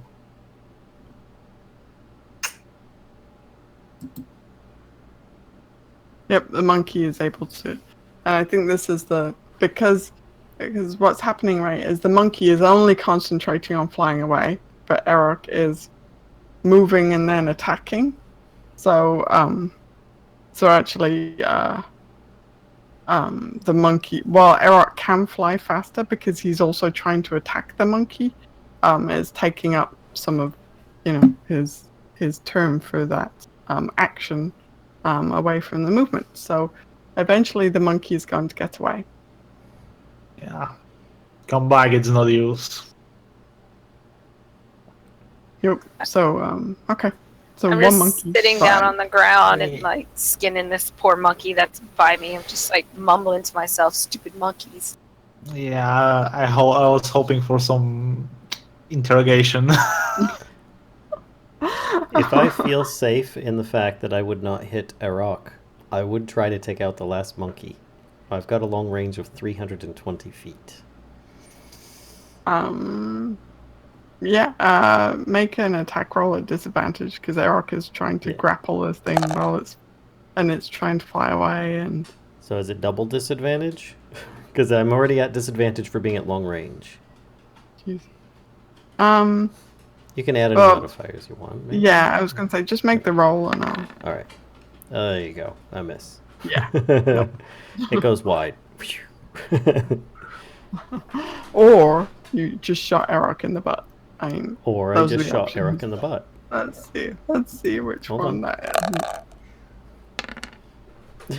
I rolled a 1. Odds or evens? Odd. Hi. Hello, little puggy. So should I do dex save? No, it goes wide. Okay, so flying monkey. You swear in the distance that monkey is flipping you off. But Probably. you're squinting at it in the sky, and it looks like when it's out, it feels like it's safely out of range. It's flipping you guys the bird. Can we recover any of our stuff? Yeah, yep. Yeah, you see kind of Dragonbait is like got his pouch out of the river, and Tobias, you'd be able to retrieve your dagger as well, and yeah, all your stuff is returned. Flying monkeys. Flying monkeys. By the beard, I swear this jungle never ceases to surprise me. And what do you expect? You're traipsing through the jungle. I just have the monkey tail that I was like fixed to the end of a stick, and for Flippy. Like a cat toy or something. Yeah. I give him a big piece of fish jerky. Yeah, for getting the monkey off my head. You start making monkey jerky. So, Artist says to you guys, so you travel kind of further on, and in the afternoon, Artist says to you guys, we should think about crossing the river before we get too close, because the further down it we travel, the wider it's gonna get. Yep.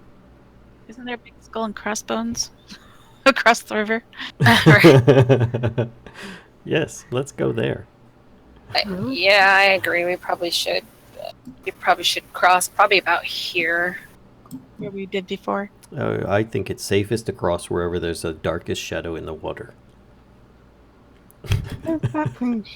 So you guys see that skull and cross? Why is that thing showing up? Oh, we've also got these little like pickaxe and shovel images on the screen.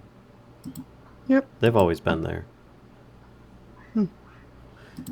I thought that they were known bandit encampments and mines. Yeah, that's what I thought. Or at least in the area. You didn't mention this skull and crossbones in the middle. No. That's our destination, of course. One way or another. I prefer the other way. Okay, so sorry. So what was the thought about crossing the river? You want to?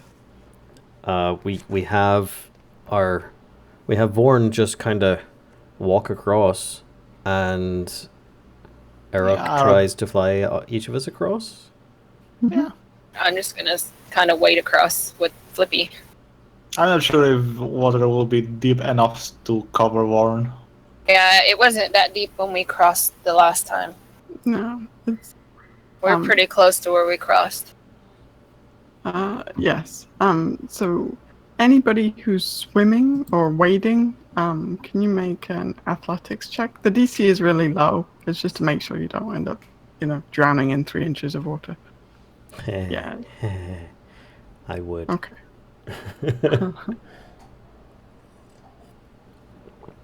Okay.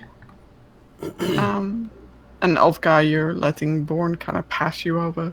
Yeah, You either across. Vorn or Erok. Okay. All right. So you successfully end up on the opposite side of the river. Yay. Over there. Okay. All right. So yeah. So you can set up camp for the night.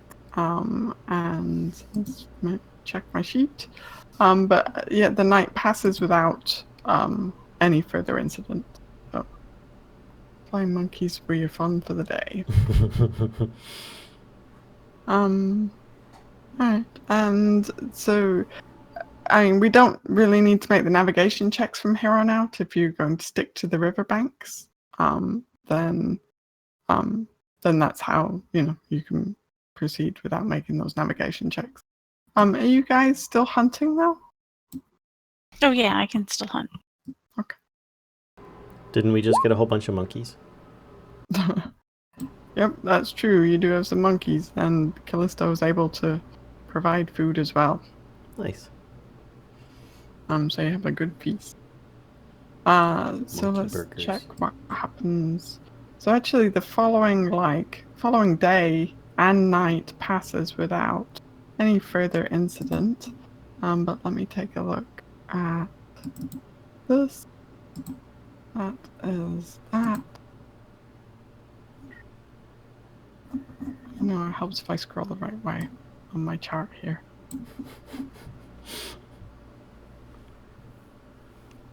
Which one is there? It is. I like that we actually handled that combat without having to go to a combat menu screen. Yeah, sometimes it's like, just kind of overkill.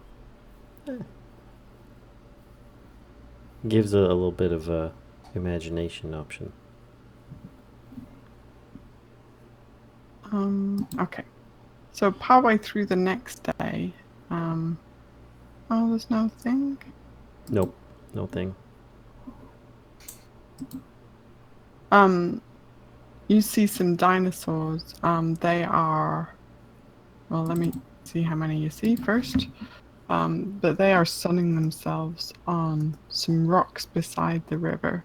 You see there are 6 of them, and they're the Dimetrodons. Oh. So they're the guys with they look kind of like crocodiles, but they've got that big like fin kind of down their back, if that makes sense. Yep. Okay. Yeah, sail. It's kind of like a sailback reptile. Mm-hmm. Okay. So they are sunning themselves. Let me see if first of all, if they like you or not. I'm sure they would. So they're like blazed out on kind of the rocky banks of the river, and they do seem to notice you, but at the moment they're not taking any action towards you. They're on the same side of the river as you. I don't think we should interact with any further dinos. Let's give them a wide berth if possible.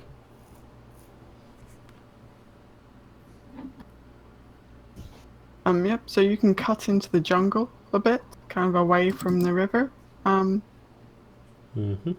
And then, so if everybody's kind of in agreement to do that, then Callisto, could you make a survival check to see if you can navigate your way back to the river? Uh-oh. Nope. I should have You- just cast my my pass invisible thing. So you go that way, and then Magic hall pass. I'm gonna see. I'm just gonna see because you might end up like accidentally finding your way back there. The chance of that. But you might also. Okay.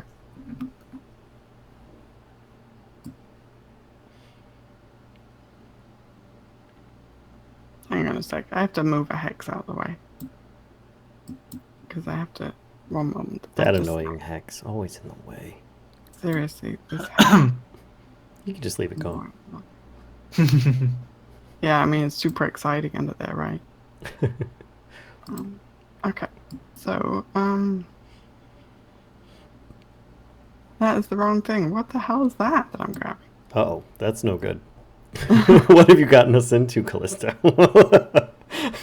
Okay, so all right, so you travel further into the jungle, giving these Dimetrodons wide berths, and then you think you're turning back towards the river, but you seem to have gotten turned around while you were back in amongst all the overgrowth, because the river is not like, you know, you keep going and you're not meeting back up with it again.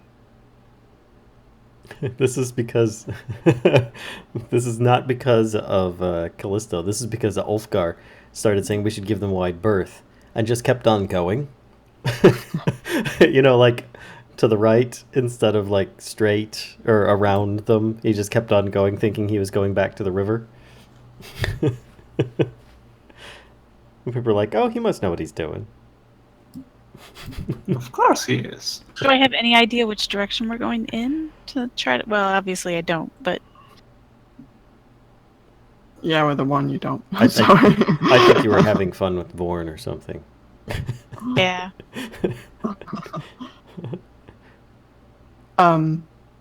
So yeah, you're kind of trudging through the jungle at the moment. But you're not sure like quite which direction you're going. Well, guys, I don't know. We're kind of lost. Maybe we should turn around and go back where we started. Wait, what? I'm sure the river's just this way. As he points off in a random direction.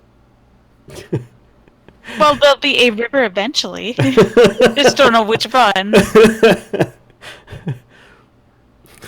Yeah, River Tariki or whatever. Well, I mean, so it is. The river's to the west, right? So we just have to wait till the sun comes up, and we'll know which way is west. I don't know what time it is, so. So it's daytime at the moment, but it's been like this light rain for quite a while, so So no sun. there's cloud cover enough for you not to be able to use the sun to navigate. Can anyone hear water? I perk my dwarvish ears of like a fox.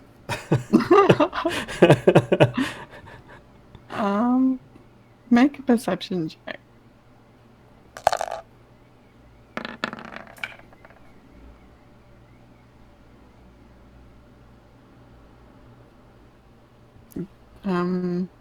Callisto, you think you can hear it to your left?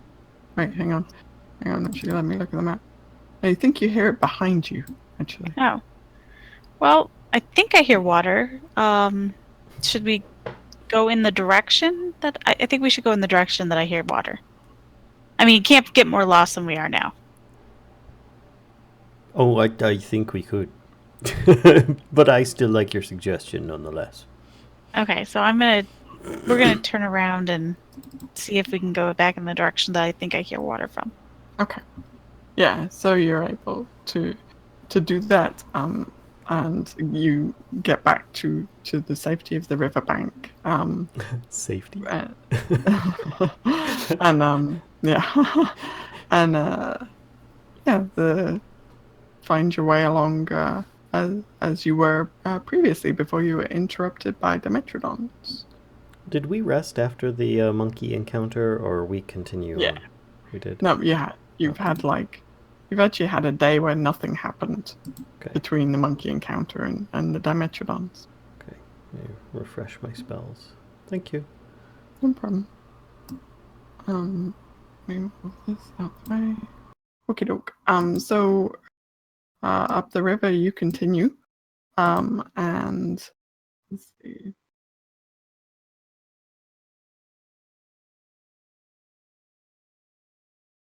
So you rest for that evening, and the following morning, it's continuing to rain, and then finally in the afternoon, the rain completely stops, and the sun actually comes out, and it's kind of a blessing and a curse, because while it's nice to be out of the rain, the sun just increases the humidity exponentially. Just all that water that hit the ground is now evaporating off the foliage and the rocks and everything, and just it feels like you're swimming through the jungle now instead of just walking through it. So the rest of the day, this day does pass without incident, and actually into the following morning as well. And the rain continues to hold off. The jungle seems to be fairly kind of kind to you for a while. And then later that afternoon, you do have an encounter. Let me see what it is.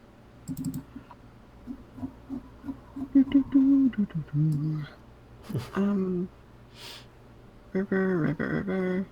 We're on the river. Oh, okay. That's an interesting encounter. Did we see the plesiosaur on this river or the other river? I'll never tell. So you are hang on one sec. So you're still traveling along the side of the river, and you find or you see in amongst the undergrowth a crate. Callisto, look at that. Yeah, I know. I'm like, I'm pretty lucky. Maybe I should investigate that. Yeah, buy a lottery ticket. Why? I don't want to be sacrificed to some I'm going to demon. investigate that. Oh, dang! You investigate the hell out of that crate. You find out it's got woodworms. It was made at Port Nyanzaru on the 12th of August. Are woodworms termites? Of a sort. You see it has a symbol on it of a hand like actually balled up in a fist, and it has this ball of flame kind of behind it. What color?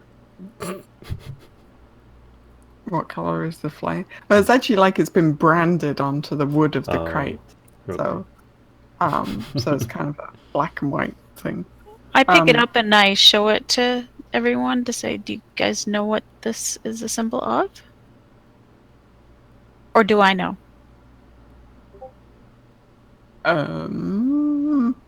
I think you might have seen it around Port Nyanzaru here and there. But I wouldn't know what it actually is. Artist says that's the flaming fist. Okay, yeah. What is it? Much help. Such information. Whoa. What do we come across? A crate with it's got a branded symbol onto it of a fist with the flame kind of over the top of it. Okay. Of course. But when you pick it up, Callisto, it sloshes. Like you can hear some clinking. Or not clinking, like some things bumping into each other inside. Yeah, maybe clinking. And there's kind of a sloshy feel to it. Yeah, it's sitting in the water. What do I expect? I put it down and see if I can pry it open. I'll just break it open. I've got pretty high strength. Okay. Alia hulks it open. Yep.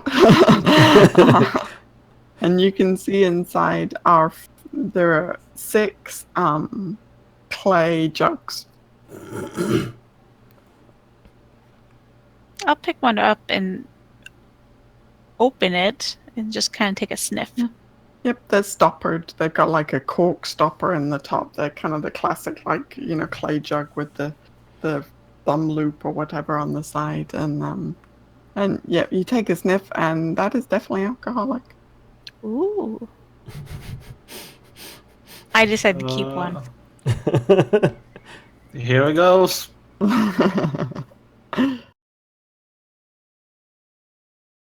I'm just like, that's not for me. Y'all have fun with that. I'm like, can y'all carry them? I mean, I don't know how much everybody's carrying. Well, you guys gave away my other nice jug, so... I just I'll point carry at this one. Ulfgar.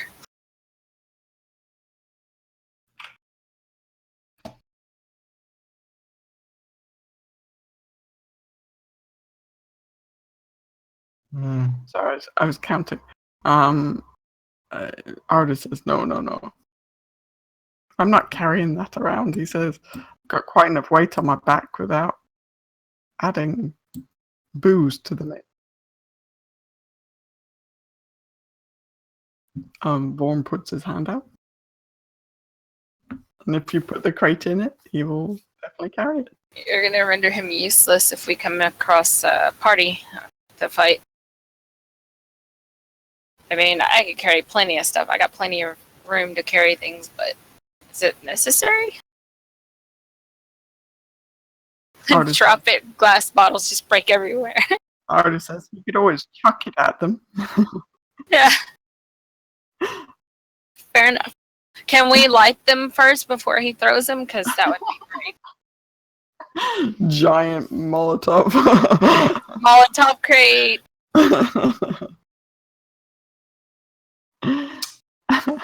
It works either way.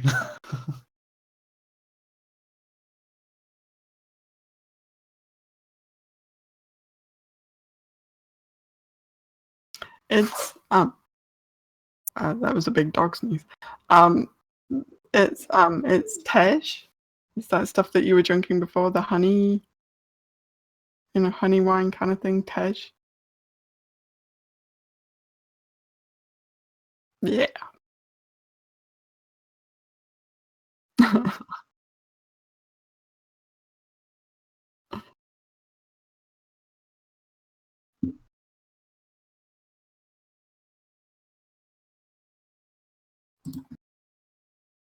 Okay. I just looked. I'm like, okay, carry on. Oops. Yes. Sorry. I pull out a piece of fish crate. jerky and just start nibbling on it. Vorn brings the crate. I go along with. Having sips along the way. How many bottles, or how many of these did you say there were? There are 5 now. Yeah, because I have one. 5. I just need one. I don't need all of these. Clay jugs of, what was it called? Tej? Tej? Yep. Okay. Tej mead. Got it. So, who are these flaming fist people? As we're walking. You can make me get this stuff out in the things. Hang on 1 second. I'm scrolling like a madman. Artist, why don't you tell us more about them when it's more convenient? That's not what I needed. I need. Yeah, let me see if they're in here. Nope, they're not. Alright, I'm gonna. Oh, wait, hang on. One more thing. Yes, okay. And so, Artist says that Flaming Fist is their mercenary group. He thinks that they are mostly headquartered, or the Chult kind of headquarters is up in Fort Belurian. Oh, wow. Quite He noisy. says they've been tasked with kind of trying to tame the jungle a little bit. And he says that they kind of consider the northern that northern kind of peninsula where Fort Beleriand is at the top.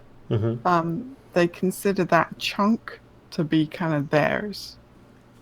So he says if we end up traveling through that chunk, we should probably stop by Fort Beleriand first, because they'll want to know about it.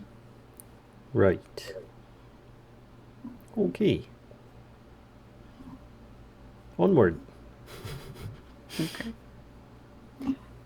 So little dinos. So you travel for so what I want to do here is kind of, I think otherwise we're going to spend hours like just you walk for a day and then you encounter a thing and then you walk for another day and then so what I want to do is kind of get the stuff prepped so that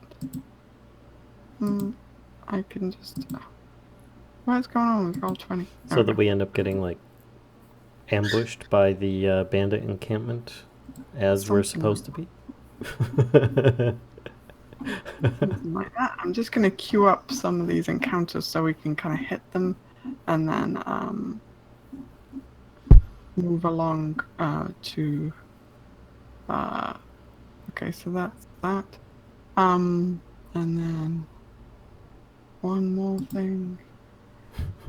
One more thing. One more thing, Jackie.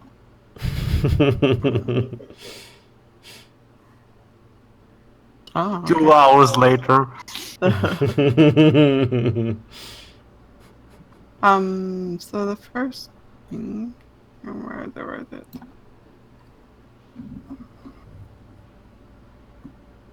What the heck? There it is.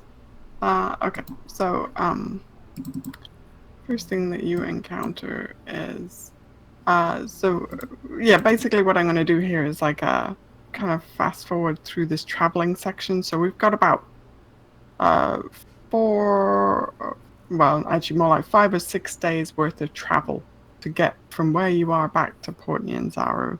Actually, maybe even 1, 2, 3, 4. Yeah, like 6 days worth of travel. So I've got the encounters like queued up. I just need to get them prepped. So basically, I'm gonna kind of fast forward through some of the boring travel bits to the parts where you're actually doing stuff. So Okay. So as you're traveling along the river for the next like 5 or 6 days, the weather varies, right? There are most of the time, actually, you don't have much rain at all. There's just a couple of days where it is raining lightly. During your second day of travel, you do encounter while you're walking along. You're set upon. Let me see who this is.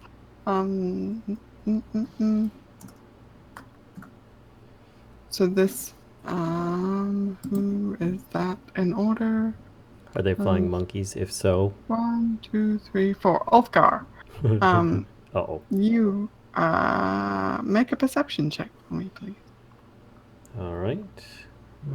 Good one. To it. I spy with my dwarven eyes. So A just dragon in in the sky.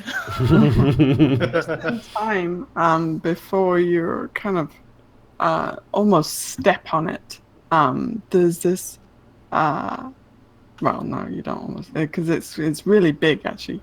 You see this massive snake, and it seems to be eyeballing you like it thinks a dwarf would be a tasty snack, and it really is humongous snake that looks like it's ready to kind of make its move towards you. So it doesn't seem to have seen Vorn, otherwise you think it might have changed its mind. But it does seem to think that it's going to make a move towards you. So, with your perception, though, it does not get the drop on you. So, how would you like to proceed? First, probably swear. For finding a giant snake that would be big enough that would find me a tasty snack. Second, I would probably try and back up and shout to the others that there's a giant snake. And if it goes to attack, then I would probably prompt Vorn to attack it. But otherwise, I would just try to avoid it, like we have been most things.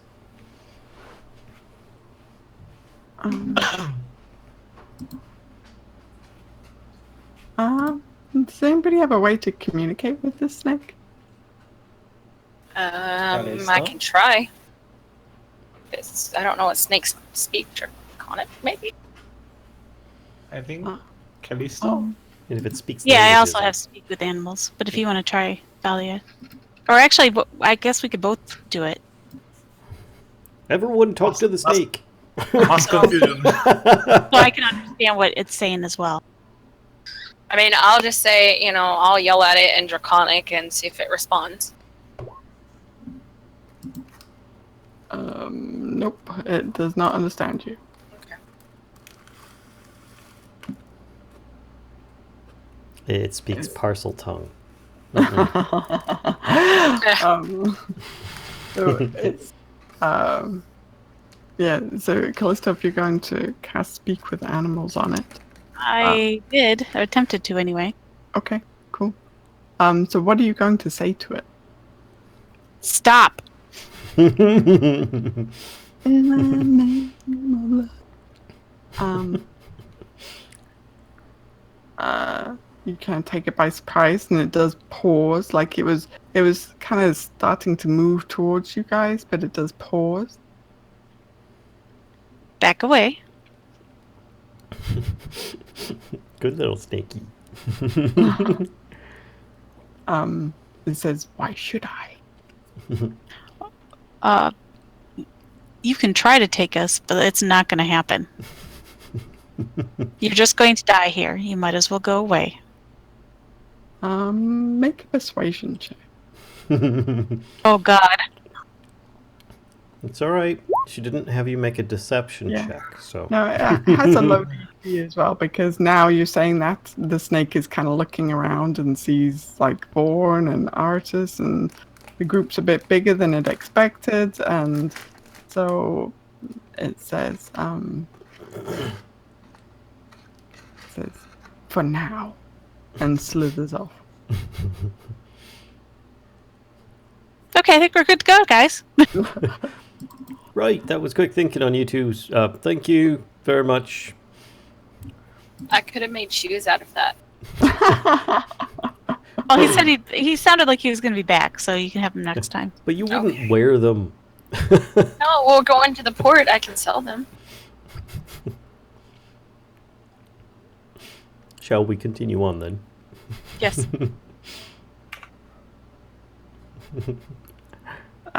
So you're continuing on, and the following day, you have another encounter. Mid-afternoon again. The sun is up. Very humid day, but at least it's not raining. And you are set upon. There's an ambush. Let's see. Anybody who has a passive perception of 14 or higher spots these guys in time. Let me show you what you're looking at. Oh my goodness. Oh my goodness. There you go. Oh, they're so cute. Oh god. Oh my goodness. They're so cute. They're so cute. Oh, the little I froggy. must catch one. So let's see how many there are. Oh, they just scream poison, though. How big are they? Hang on one sec. I'm just seeing how many. They're giant frogs. They're like 20 foot tall. Breathing fire. And So there's 7 of them.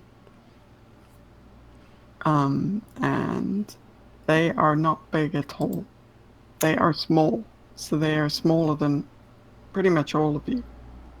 So they're halfling size.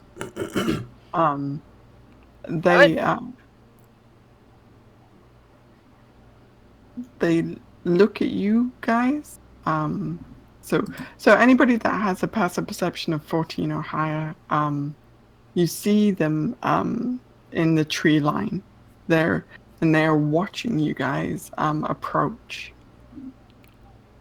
Hey guys, do you see that? The little I do. froggies? I do. And I cast comprehend language. Say, do you think you could communicate with them? Sure, I could try.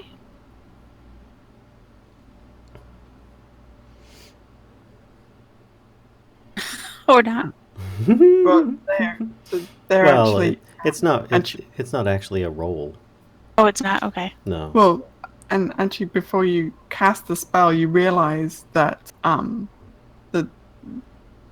you think that they're too humanoid to be considered an animal. Like they're too sentient, or not sentient, but they're too too developed, to be considered an animal. So you Yeah, don't I just walk up think and the kneel spell will down. work. Yeah, I just walk up and kneel down and say hello there.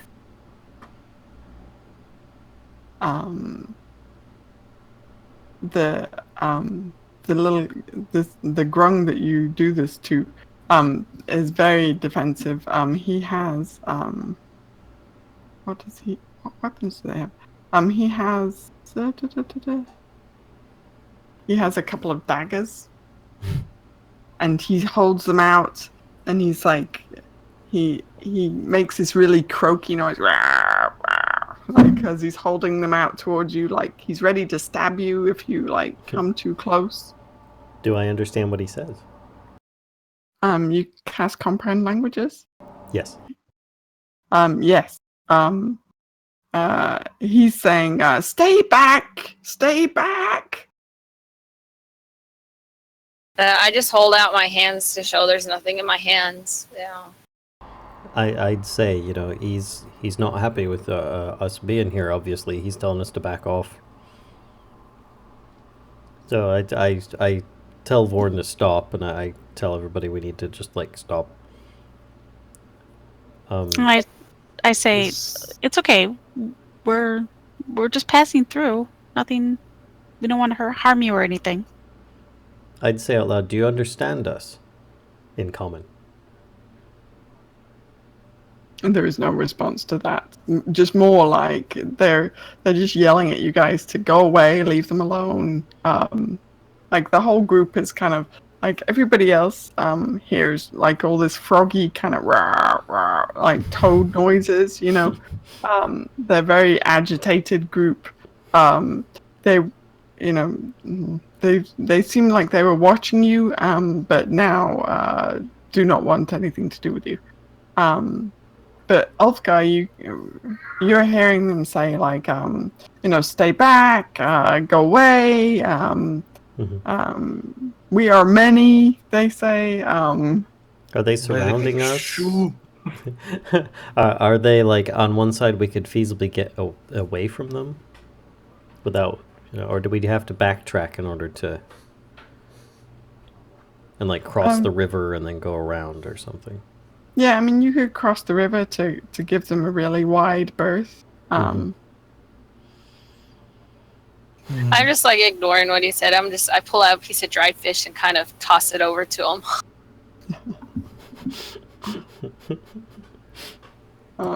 Let's see.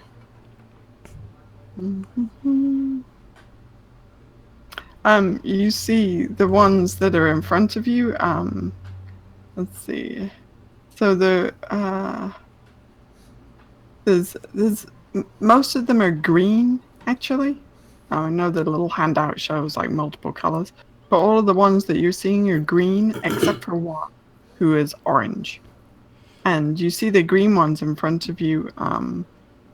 They're looking back to the orange one, to kind of wait for his decision on what to do there.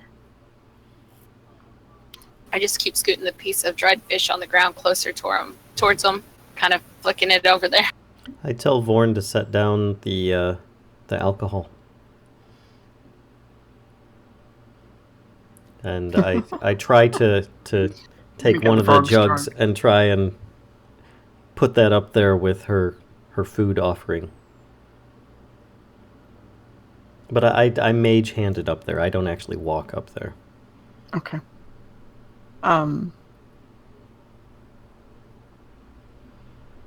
So let's see. Hang on one sec. I want to look at something really quick. Mm-hmm. There's got to be one rebellious frog in this group that wants to come adventuring with me.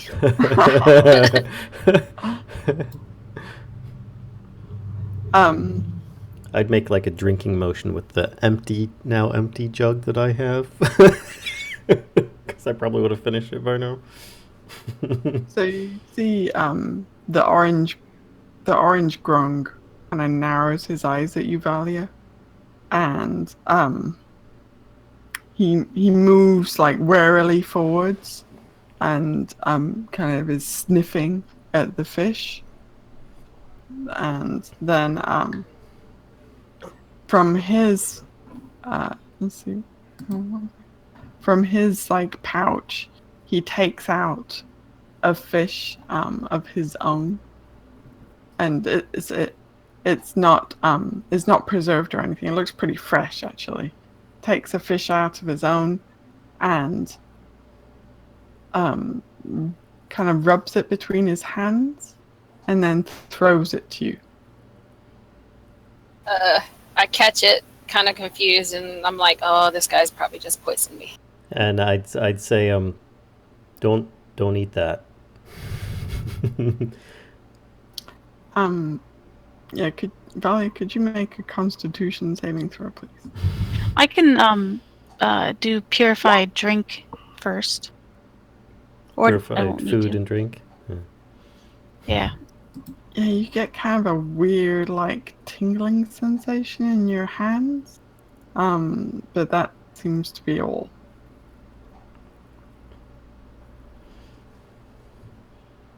Like you just, almost like you'd handled, like, nettles or something like that. Ulfgar would say, "Here, do you mind if I take that?" I tell him what happened when I took the fish, and I hand it to him. And I just take it with mage hand from her. And I look at the guy that just tossed it out, and I kind of like make this motion like, peace, look. And I take a bite. I just giggle. Okay.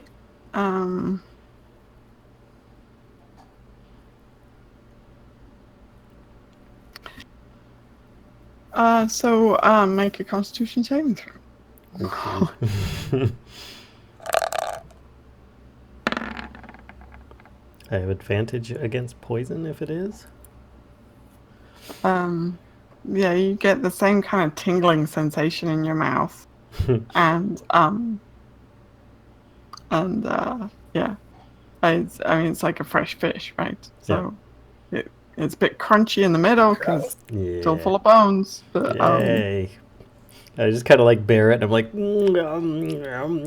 tasty, and I just kind of mage hand it into the crate with the rest of the jugs. so the orange one seems really pissed off at this. Like he's just incredibly frustrated. Oh. And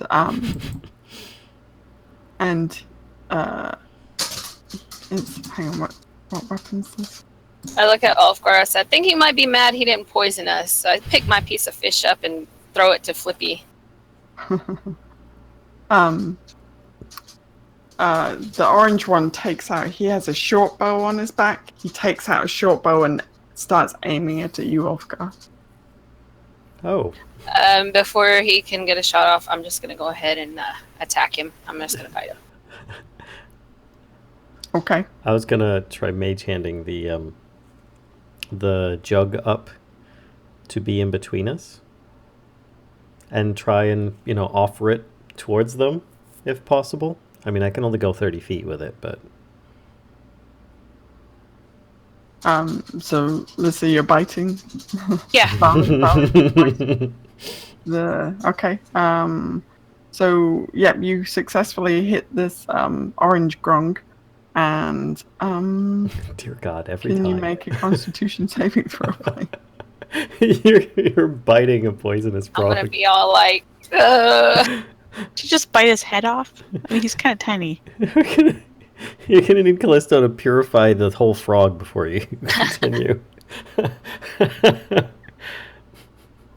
So you you succumb to the poison of this creature that you just bit, and you're now suffering from a frightened effect. You're actually now afraid of your allies. Oh no! So you look, and suddenly Vorn seems like he's just like this dark, menacing figure. And Ulfgar takes on this kind of very evil, like you're sure he's gonna stab you in the back, kind of.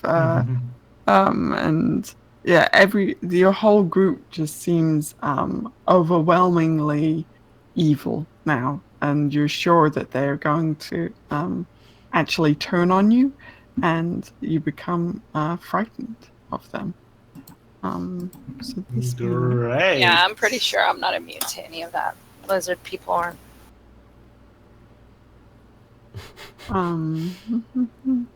So this means that you can't. What about purify lizard folk? Do you know that spell?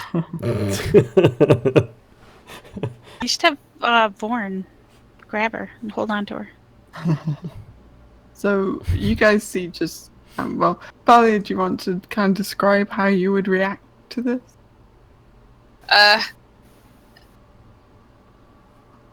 Yes. Sorry. I just kind of sit back for a minute and look, turn around and look, and then I realize that everything looks all weird and scary, and I just kind of immediately get in the defensive stance with my javelin and like back up a little bit and yell, don't come near me or I'll kill you.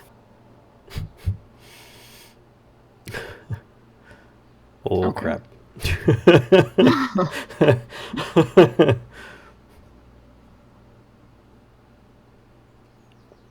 Okay. But does she still consider... Is she, like, backing up to them, like she's been charmed by them? Or is she just afraid of everything? Like, afraid of us and still not happy with them? Valia, are you backing up towards the Grungs, or are you... No, away? I'm kind of backing away from both of them, keeping them both in front of me. Okay. Like, kind of off to the side a little bit. Yep. So, like, you guys were kind of... The two groups were, like, facing each other, having this kind of parlay where the Grungs were, like, fuck off. And you were like, no, we want to take you with us. And so then Valia is like exiting off to the side, backing away a little bit. Okay, so what's the rest of your reactions? Ulfgar, I think you mentioned you were going to mess around with a jug or something. Do you still want to do that? Well, that was originally just to try and obscure the whole arrow thing and try and still offer some semblance of peace, but then the lizard folk chomped one of them. So I think that's off the table now. Yeah, And I probably would have dropped it, to be honest. Okay. It wouldn't have been so on purpose. I think it would have been accidental, but I'm pretty sure it's okay.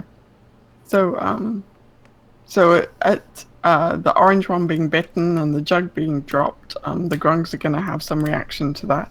But Callisto and Tobias and Arok, are there any actions that you want to take before the Grungs do their thing? I'm just putting my hand on the handle of my scimitar and looking around and being like, oh crap. Oh, actually, They're going to attack now. Yeah, they are now hostile, so... What to do? My spells. Use the magic stick, of course.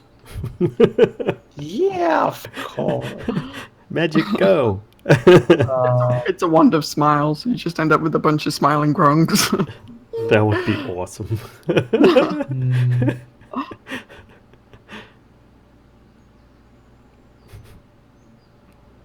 Okay, I'm going to use Mold Earth to kind of push them away,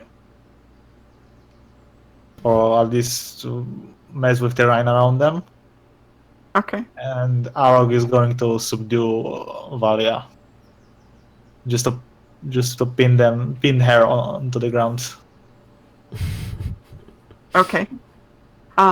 So you cast Mold Earth, and what I'm gonna do is have the Grungs make a dex check to see if they can stay standing while the earth is kind of moving under their feet. And then if you want to have, yeah, they're fine. Sorry, they rolled a natural 20. So then for Arok to try and kind of subdue or stop Valia from running away or whatever, make a grapple check. So Arok versus Valia, to see if Arok can grapple Valia. Here he goes. What? So you just you're kind of struggling together, and neither of you seem to be able to get the upper hand in this grapple. Actually, she's occupied for now. What was that? Sorry. At least she will be occupied. Yeah. Would Flippy attack her?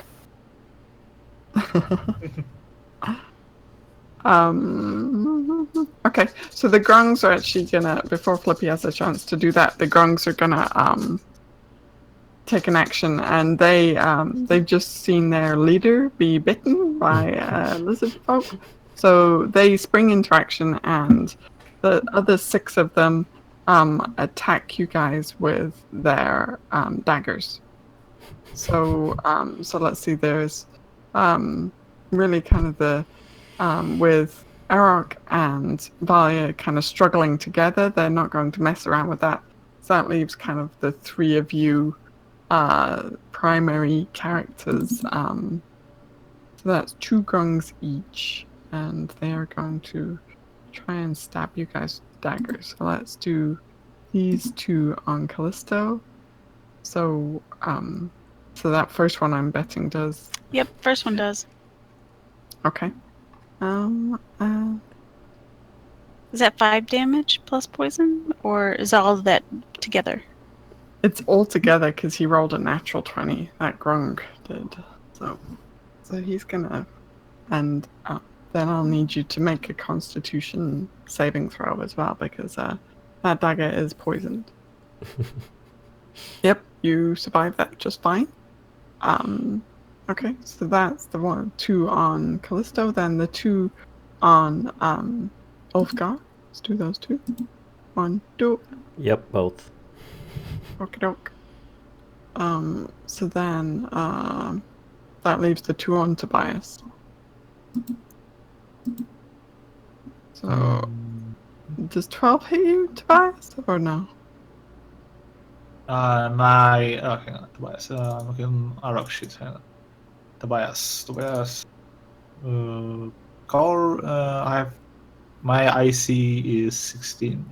Okay, so the 2 that are trying to attack you just completely miss. Yeah, I forgot he's actually just got denied. he's got that scale mail on. Scale mail. Mm-hmm. Yeah, I have higher IC, but I have a little bit of disadvantage on stealth.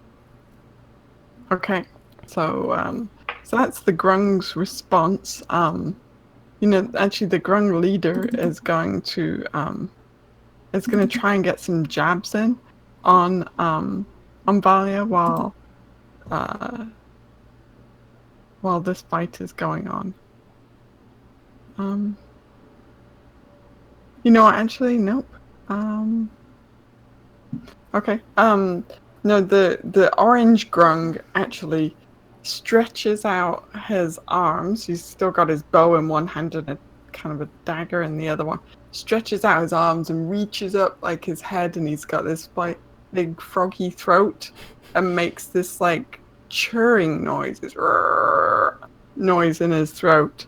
Do I understand what he says?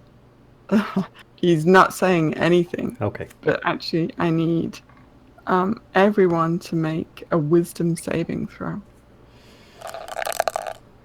Oh boy.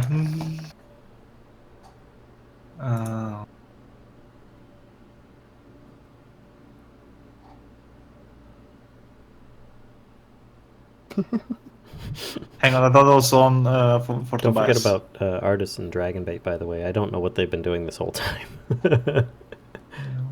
They are not within range. Clever.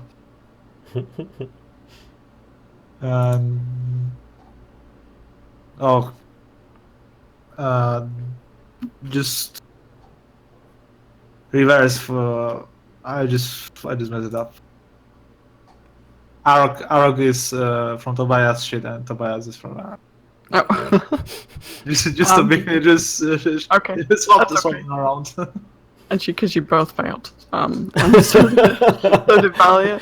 So all 3 of you, so Valia, Erok, and Tobias, are stunned crap. until the end of the Grung's next turn. So basically, the Grungs get like a free swing at you while this is going on. But Callisto and Ulfgar, you managed to kind of shake off this. It was almost like hypnotic kind of noise that this Grung leader was making, and you managed to shake it off. Oh, he's a bard. So Ulfgar and Callisto, is there anything you would like to do before the Grungs go again? Yes, I would like to try to cut them all in half. All at the same time. Go for So it. out comes the scimitar. And Pretty much, yeah. Are you doing a flame scimitar then? Oh, no, I didn't invoke that. I just had the regular one. Okay. Yep, that hits.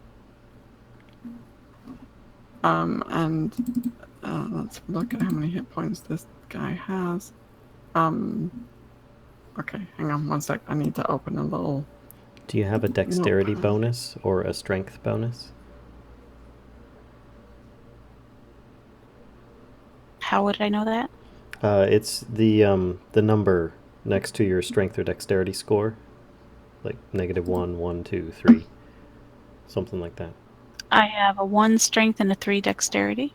So then you add 3 to that scimitar damage. You'd have 1d6 plus 3 because it is a finesse weapon, which means it can benefit from your dexterity score.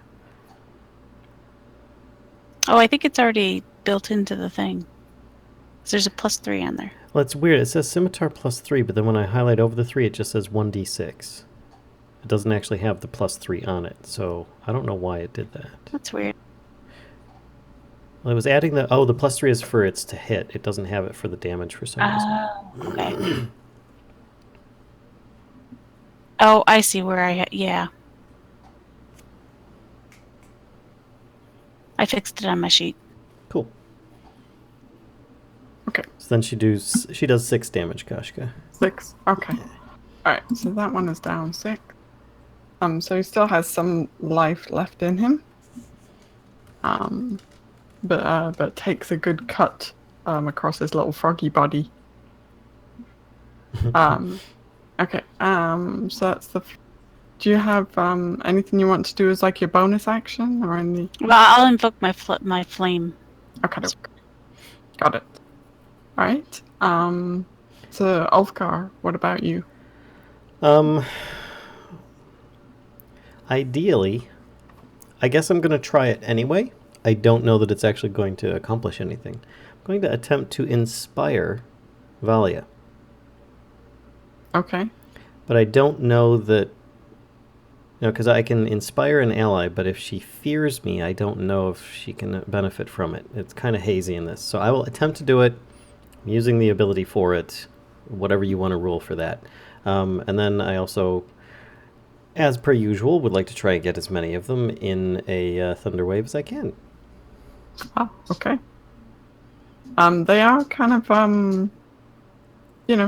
well, there's 2 of them right in front of you, and you could probably get a third one. One of the ones on Tobias probably, as well. So I'm gonna try clicking for it. and see what happens. Nothing happens. Why you do this? All right. Well, I will Broken. roll. I'm gonna do it at 2nd level, so it's 3d8. Okay, there we go. and they make Constitution saves, right? Yeah, DC 15 for half damage. So it's Okay. either 3 or 6 damage, and if they take full damage, they're pushed 10 feet. Okay, Or up to 10 feet, I should say. that one failed. Hooray, he takes double, triple damage. 3. Wow, they all completely fail. So, Okay. okay, so the 2 on you take 6, right? Yes. Minus 6. Minus 6. And one of the ones on Tobias takes minus 6. Okay. And they're all pushed back away from you. Okay. And I attempt to imitate the leader, but I use my horn that's around my neck to try and inspire Valia instead. Okay.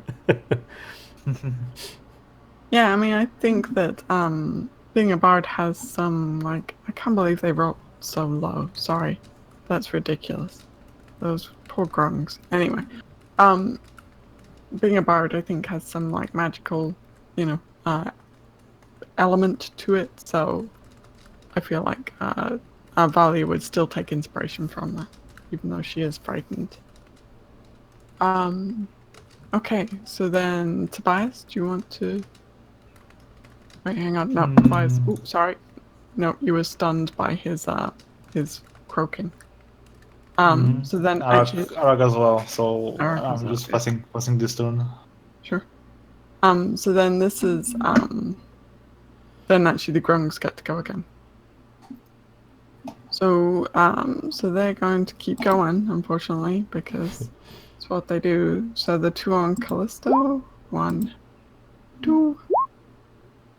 Obviously the second one misses, but does 14 hit you, Callisto? It does. Okay. So, that's actually they roll good on the damage, unfortunately for that. So that's the 6 piercing plus 7 poison. And can you make a DC or Constitution saving throw again?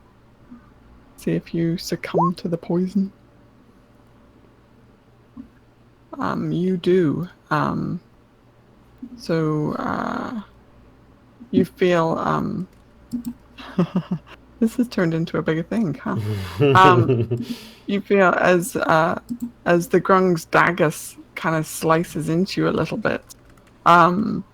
The poison kind of, you can feel it seeping like from the wound, and the muscles in your arm where it sliced you just seem to kind of grow rigid, and you can't move that arm, and then that feeling spreads to your shoulder and your chest, and before you know it, your whole body is paralyzed actually. So you are not able to move. Great.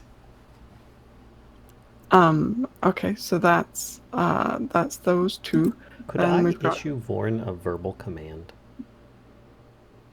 Yep, on your turn you can. Okay. Then the two that are attacking you, Ulfgar. I think we've got a hit there. Does 19 hit you, Ulfgar? Yes. Okay. Can you make a Constitution saving throw, please? It is at advantage. And you do make it. So, okay. And then the two that are attacking Tobias. Oh, well, hang on. Ooh. Okay. So that first one definitely hits. What? It's a crit, so it doubles all the rolled dice. I'm afraid so. The second one misses. So that's 8 plus 11. So that's 19 points total. That hurts. And you need to make a Constitution saving throw.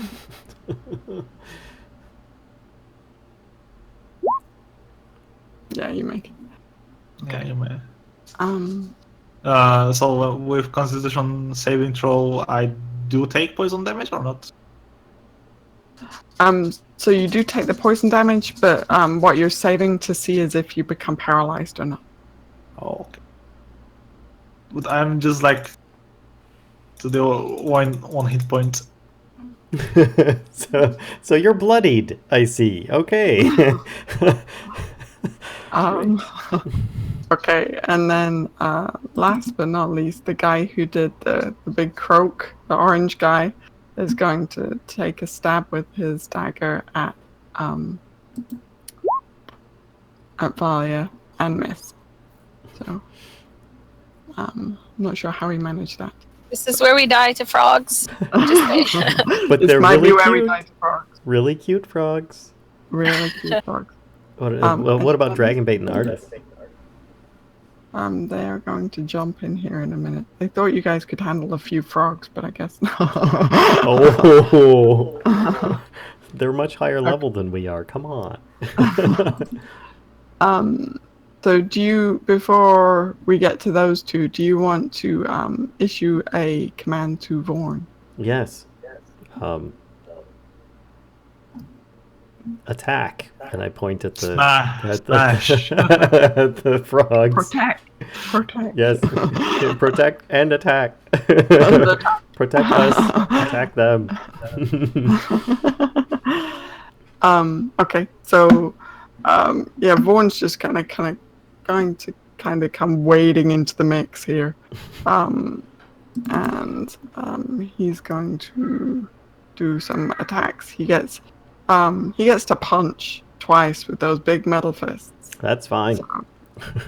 So he's gonna. He punch. can sit on them for all I care. Really? That doesn't. Okay, fine. I will do this separately then.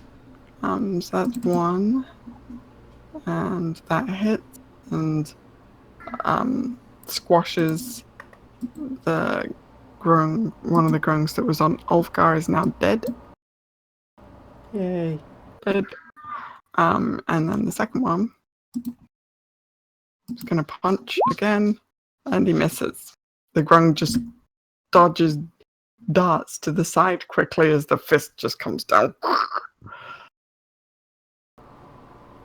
Okay, so that's Vorn's turn. But now Artis is like, I didn't want to do this because these guys can be really poisonous.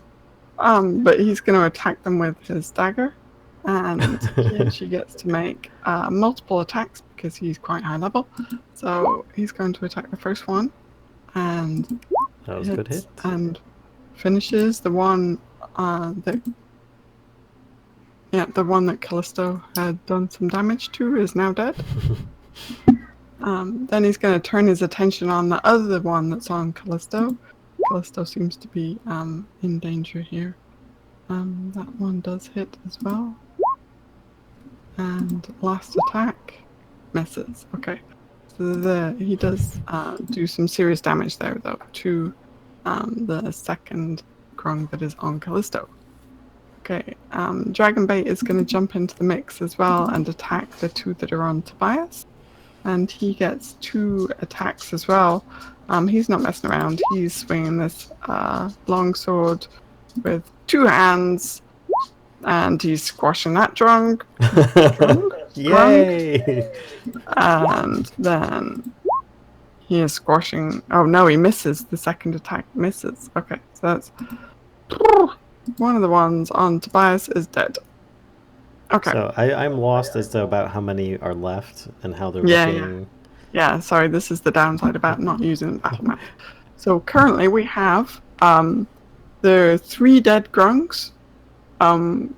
There's still one Grung who's just, got a little bit of life left in him, who is kind of was focused on Callisto, but now might be either running away or attacking somebody else.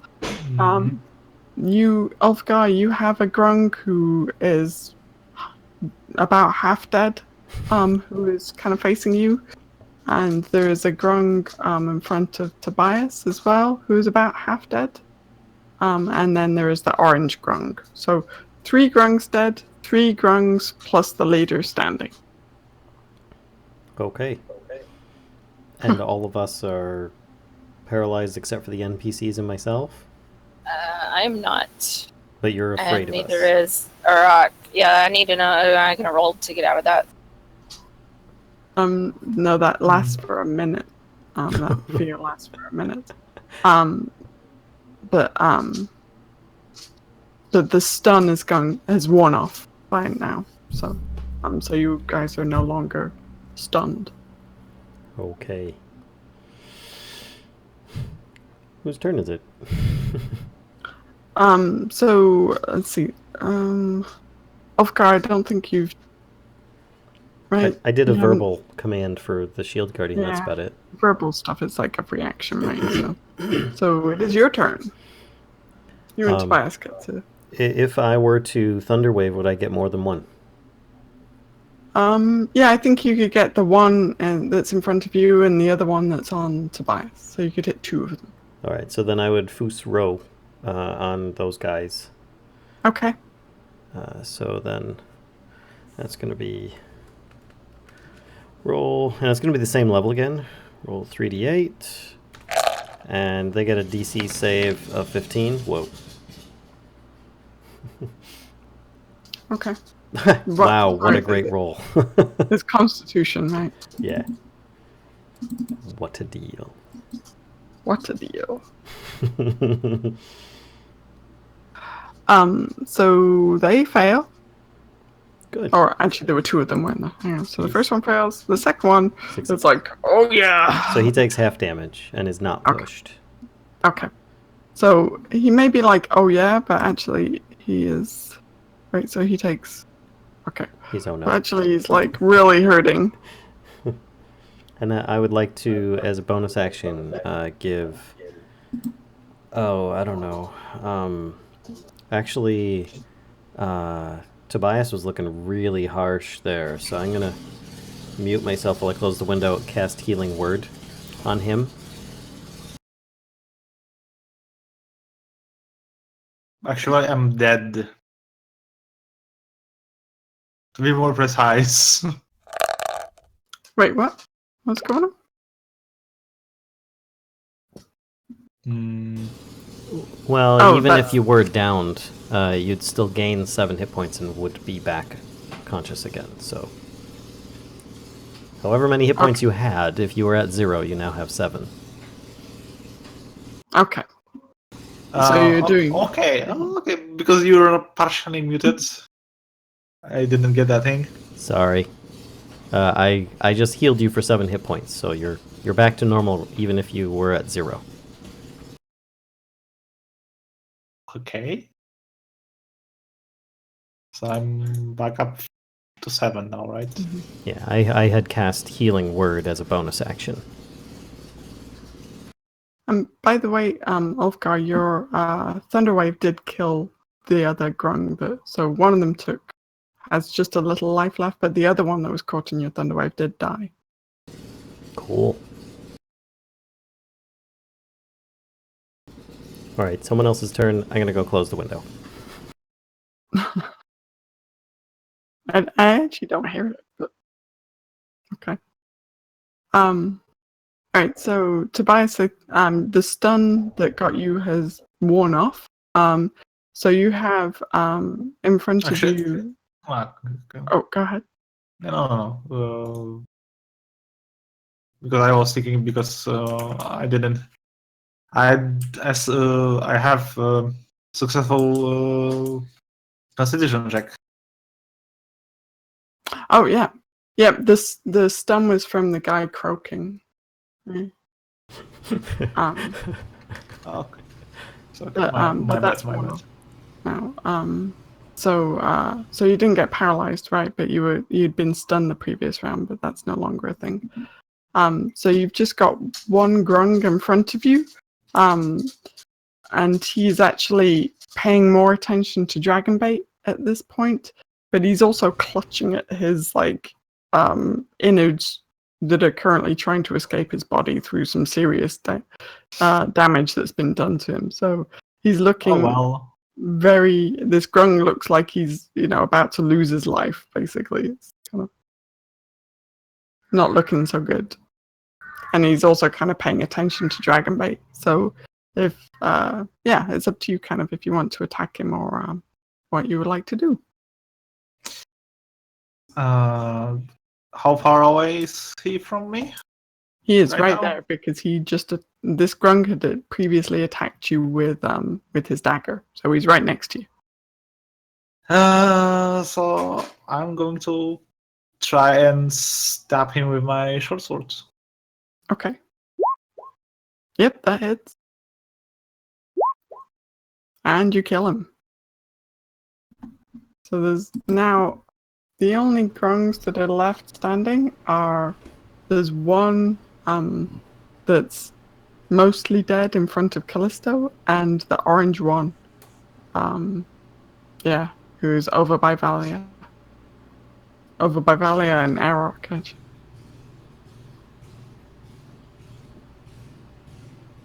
Okay. And I think it's their turn, actually.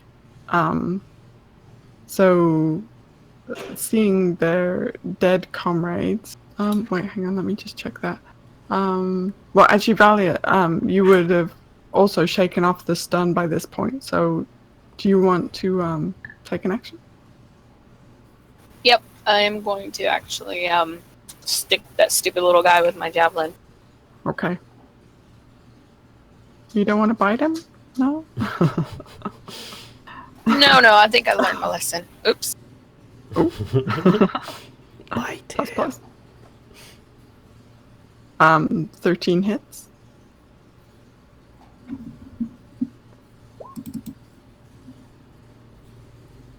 Okay.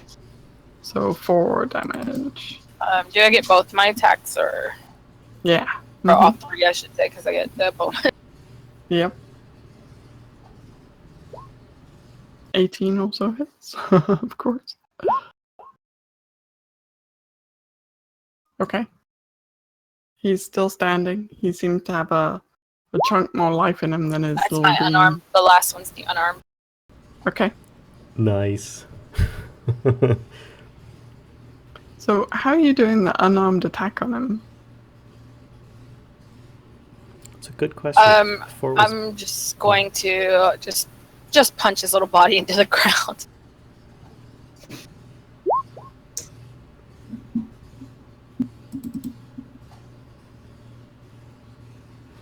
Okay. So can you make a Constitution save? Yay! Oh. Valia smash! So wait, hang on. But you got a crit, right? So wouldn't that be like 2d6 plus 3? Oh, yes, it would, wouldn't it? So she just rolls an extra d6. Yeah, you can just roll an extra d6.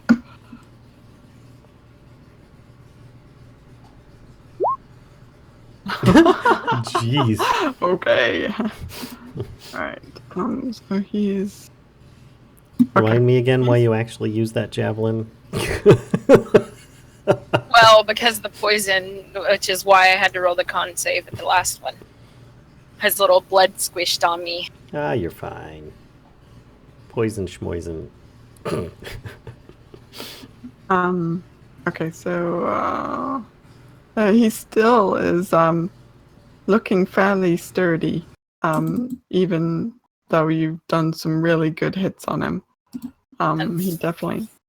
I tell Flippy not to touch him because poor Flippy probably has no con save. That's a question. Is Flippy considered frightening? He's an ally. I'm not frightened anymore, so. Okay. So it's actually the Grungs' turn now, and they're going to disengage and run away. I'm afraid. Because How many were left? guys are freaking scary. Two? There's 3? 2 left. Yeah. There's the leader and one guy that was attacking Callisto who is mostly dead. I'd tell Vorn to stop rather than pursue them. Okay. Yeah, Vorn kind of just stands up straight. So is everybody alive at this point? Everyone okay? Callisto appears to be paralyzed. I check her out, like, I guess a medicine check or something like that, where I check to see if I can figure out what's wrong with her. Yeah, make a medicine check. 19. You think that this is a poison effect, which leads you to believe that it's going to wear off. You'll be fine. Just as badly as frightened effect. It's fine. Exactly. I just walk over to Callisto and I'm just poking her with my finger. I just keep poking her. How injured does everybody look at this point? Anybody like deathly like Tobias was? I didn't take any damage that whole time because I just kind of forgot about me since I was scared of everybody. Of course. And I look at a rock and I tell him, next time I'll beat you. And just laugh. He looked like some kind of phantasm. What are you talking about? I just look at everybody. I was like, man, y'all got scary for a minute. What happened there? But I knew I could take you all on. It's okay. What are you talking about? What'd you do? What were you doing? When I bit that guy, I don't know what happened, and I look around and everybody's a monster. Well, even Flippy, poor Flippy was a monster too. This is a lesson to be learned. Bite first, ask questions later is not the proper way that you should be doing things. I hope you learn from it. But it's the most effective way. See, I'm fine now, so see? At getting okay. Poisoned, yes.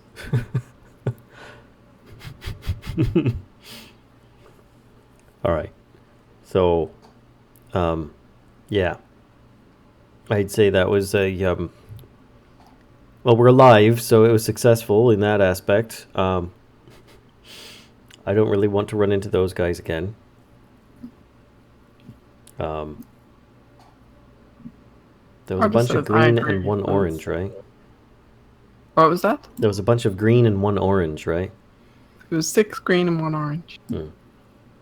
I'd say, hey, Callisto, do you want to check out these guys and see if they have anything helpful? Be Am I careful still you don't... paralyzed? I would assume that you're worn No. off by that. Yeah. Say, hey, What do you want me to do? check these guys out and see if they have anything that'd be useful. Just Yeah. just careful you know, before you touch it. Make a survival check for me. For seeing if you think there's any... Ugh. That's a really high natural one. You're pretty sure that these guys, you know, in order to get anything from them, you'd have to touch them. Yeah, I'm not going to touch that. I might poke them with my toe. All right, then here I'll mage hand through their stuff.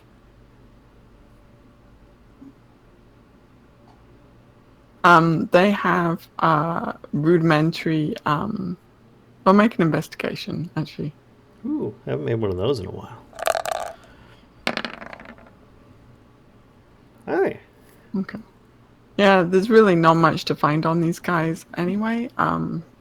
They just have like a rudimentary kind of a gear that you would expect, like even more rudimentary kind of than the goblins. The goblins seem to have more kind of a civilized aspect to them than these little guys. They're just little tribes grungs, and they've just got kind of a very basic weapons, a little bit of food on them, And but no like they obliterated us. no particular loot, I'm afraid. It's all right. They're particularly not pleasant critters. Because yeah, that was not a fun trick to play, throwing a poisonous fish at us in exchange for the food we were offering. Little jerk. Hey, they're lawful evil. What do you want? All right. Well.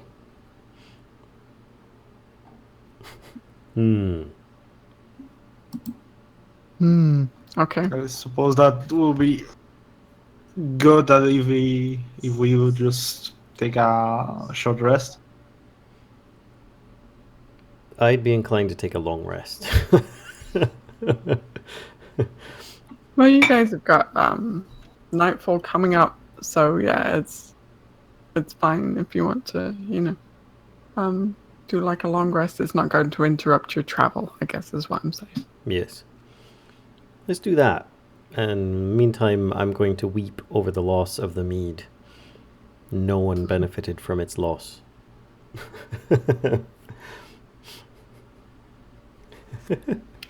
Okay, so you nothing interrupts your night's rest. The next morning there's a little bit of light rain, but nothing too crazy, and you manage to make another day's worth of travel.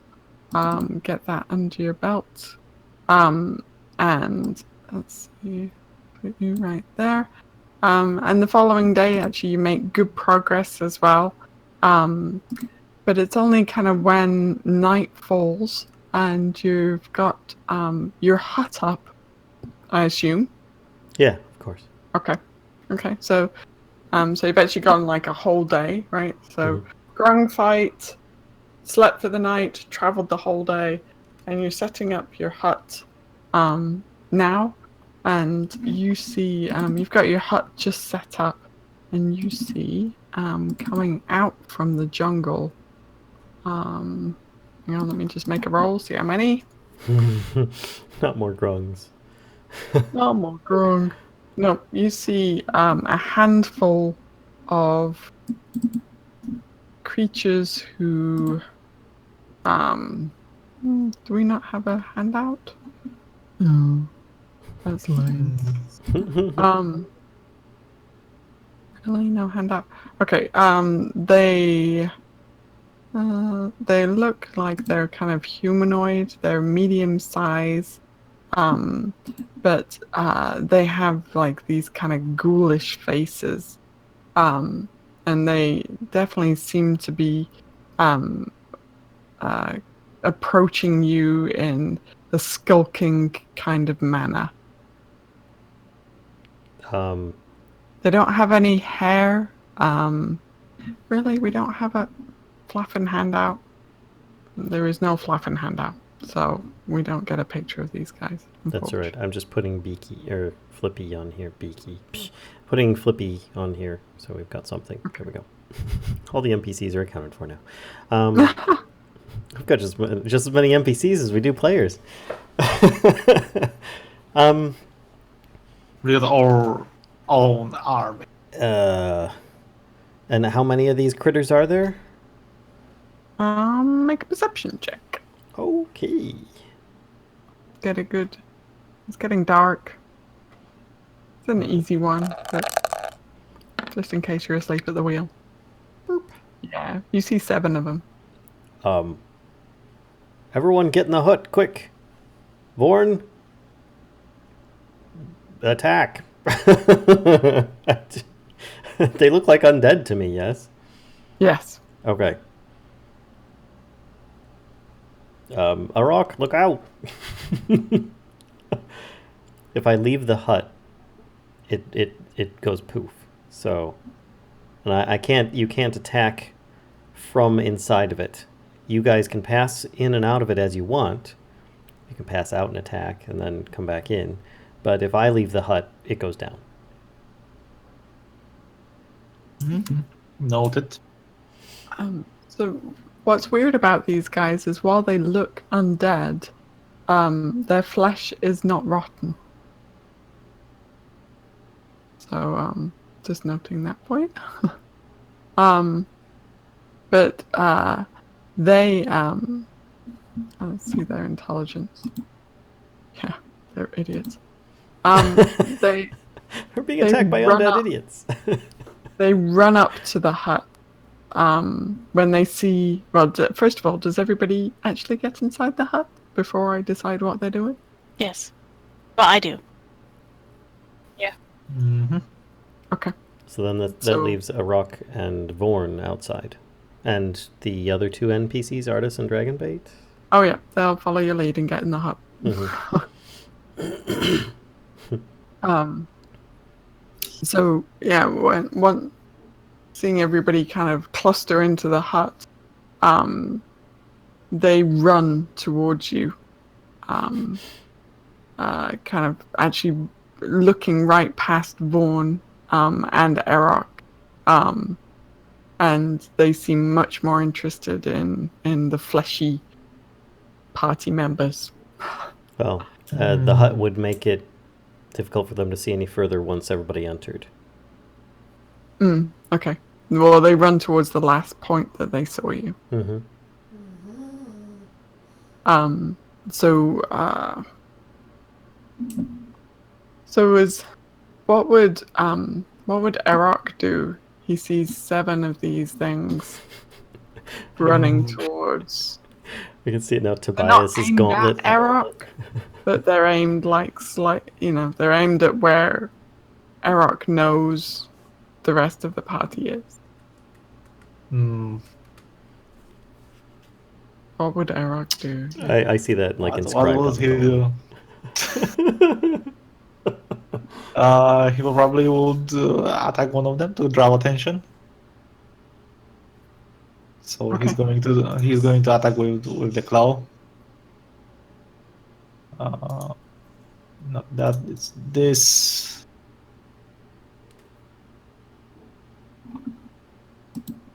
Claw.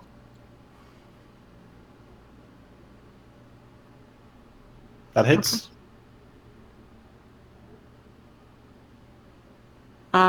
Yes, that hits. What? Not everybody. What?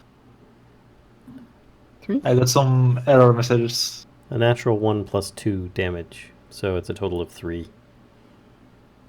Yeah, but no attribute was found for add iron scale global damage dash type dash. I don't There's see something. that actually. Yeah, me neither. Was it 1d6 plus 2 is what it was supposed to be? 'Cause if so, then You got It 3. is 1d6 plus dex. Yep. So then it showed up fine for us. It says 3 slashing. Okay. Okay, let's roll with that. And does he get multi-attack or no? He can attack with both his claw and his bite if he wants. But Does he want to bite these things? that will be our second action. So yeah, let's try that. Rip it to shreds. That the bite does not hit, unfortunately.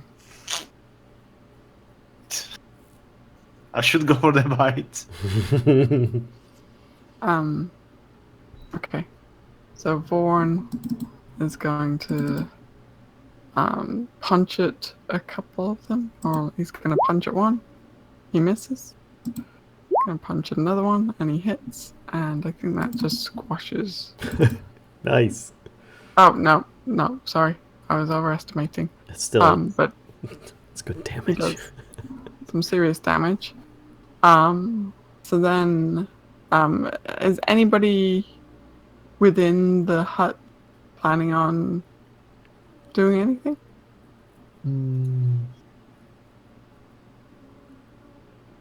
Sure, I'll go out to the edge. If I see anybody that's about to exit, I would like to give them bardic inspiration. That's about it for me. One question, Ulgar. Can we shoot from inside out? No. So that's solid. Yes. Think of it like a force field that you can see through from the inside, but that's about it. Everything, you'd have to like walk through it or run through it. Because you're friendly, you're allowed to pass, but any kind of objects are just restricted from being, passing through, or magical spells. They'll just stop. So, but you can like step out, right, and do a thing, and then step back in again. Yes. Yeah. What's the? Where are they in the right in front of the hut? They're actually they're kind of surrounding Vorn. Well, no, they were running towards the hut more than they were Erok. So yes, they're off to the side. What's the radius? 10-foot radius. Okay. So you guys it's very cozy in there. Mm-hmm. I'm just gonna go ahead and step out and see if I can attack one. Okay. Yeah, go for it.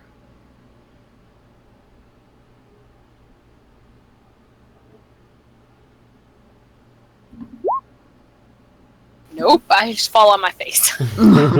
Get back in. My first attack, I guess. Do I get all 3 if I'm coming out to a surprise attack? You can Sorry, what was luck that if you want, right?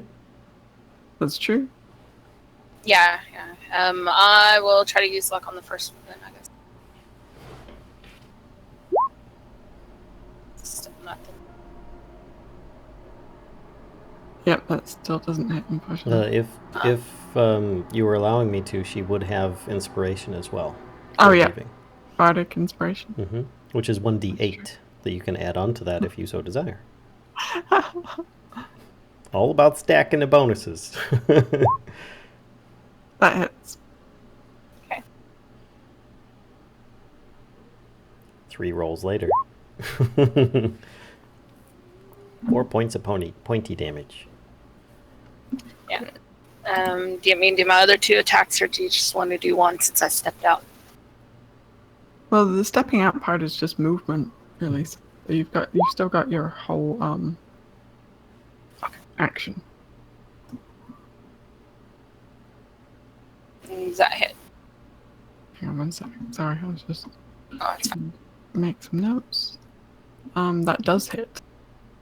Are you attacking the same one, or? Yes, I'm just gonna attack the same one. Okay, so he's got 11 points of damage on him. And an armor attack. Okay. That hits. Nice. So he's done. More attacks you do, the more damage you do. I see how it goes. 4, 7, So that 9. one looks quite very much injured. That one is very bloodied. Okay, do I get a better look at them now that I've attacked? Yeah, you think these are ghouls. Fun. Okay. I was thinking they sound like Fallout ghouls.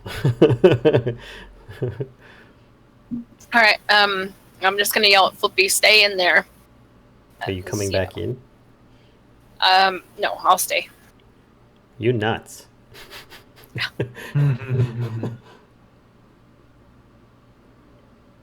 Did you Okay. even rage, by the way? No, I did not use my bonus to rage. Wow. I just decided With to the step bonus out and to test the waters.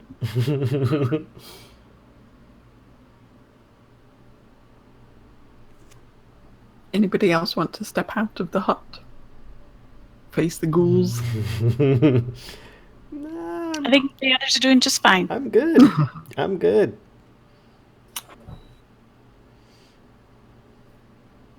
Yeah, I'm good where I am right now. What about Artists, Artisan Dragonbait? artists is like, they can't see us in here, right? No, but they did see us disappear into it. Okay. Yeah, he's like, I'm just gonna stay right here. I just like expecting people to just step out, and I'm looking around like, where's everybody at? I just love when everyone just agrees. Ulfgar said everybody in the hut. And then you're like, okay, outside the hut. What? Well, they're gonna come in eventually. Nope. Everybody else will be dead, but Ulfgar is. 8 hours, man. You've got 8 hours. And then I'll cast another one. And then you've got 8 hours, and And that's then I'll it. cast another one. And then the 24 hours is up at that point, but then I'll have memorized new ones and I'll be good. All right, okay. We just move 10 or 20 feet at a time, you know? It's slow going. Maybe the Iron Golem will peck away at them in the meantime, or Shield Golem. Okay, so then the ghouls are going to take a turn, and they're all going to pounce on Erok. Oh dear. And so you see, and Valia is standing right there as well. It's like kind of a scene from 28 Days Later or something like that. Where, or Walking Dead, where the zombies just all kind of do this, and pounce on whoever it is. And that's what you see outside. The ghouls seem to decide to kind of work together for a moment and just all converge on Erok. And you see Erok kind of disappear almost under this pile of undead creatures, and actually Tobias at this point. Could you remind how many of them? There are is there? 7. 7. Mhm. At this point, It's fine. you can't see Erok at all. All you see is this pile of undead that have kind of pounced on him. And that is where we're going to leave it. It's fine. He will be fine. Some companion you are, Tobias. God. You can't fit in the hut. Stay out there with them and play. Oh boy. Just think, Valia, that's going to be you next. Oh. Okay. It's a fun journey. Yeah. So, I guess that's it. Thanks everybody for coming out, for watching the stream, and we'll try to let you know on one of the other streams, if not post it in the information on the channel of when our next one will be. And we'll see you guys next time. So, I guess that's about it. Bye. Bye.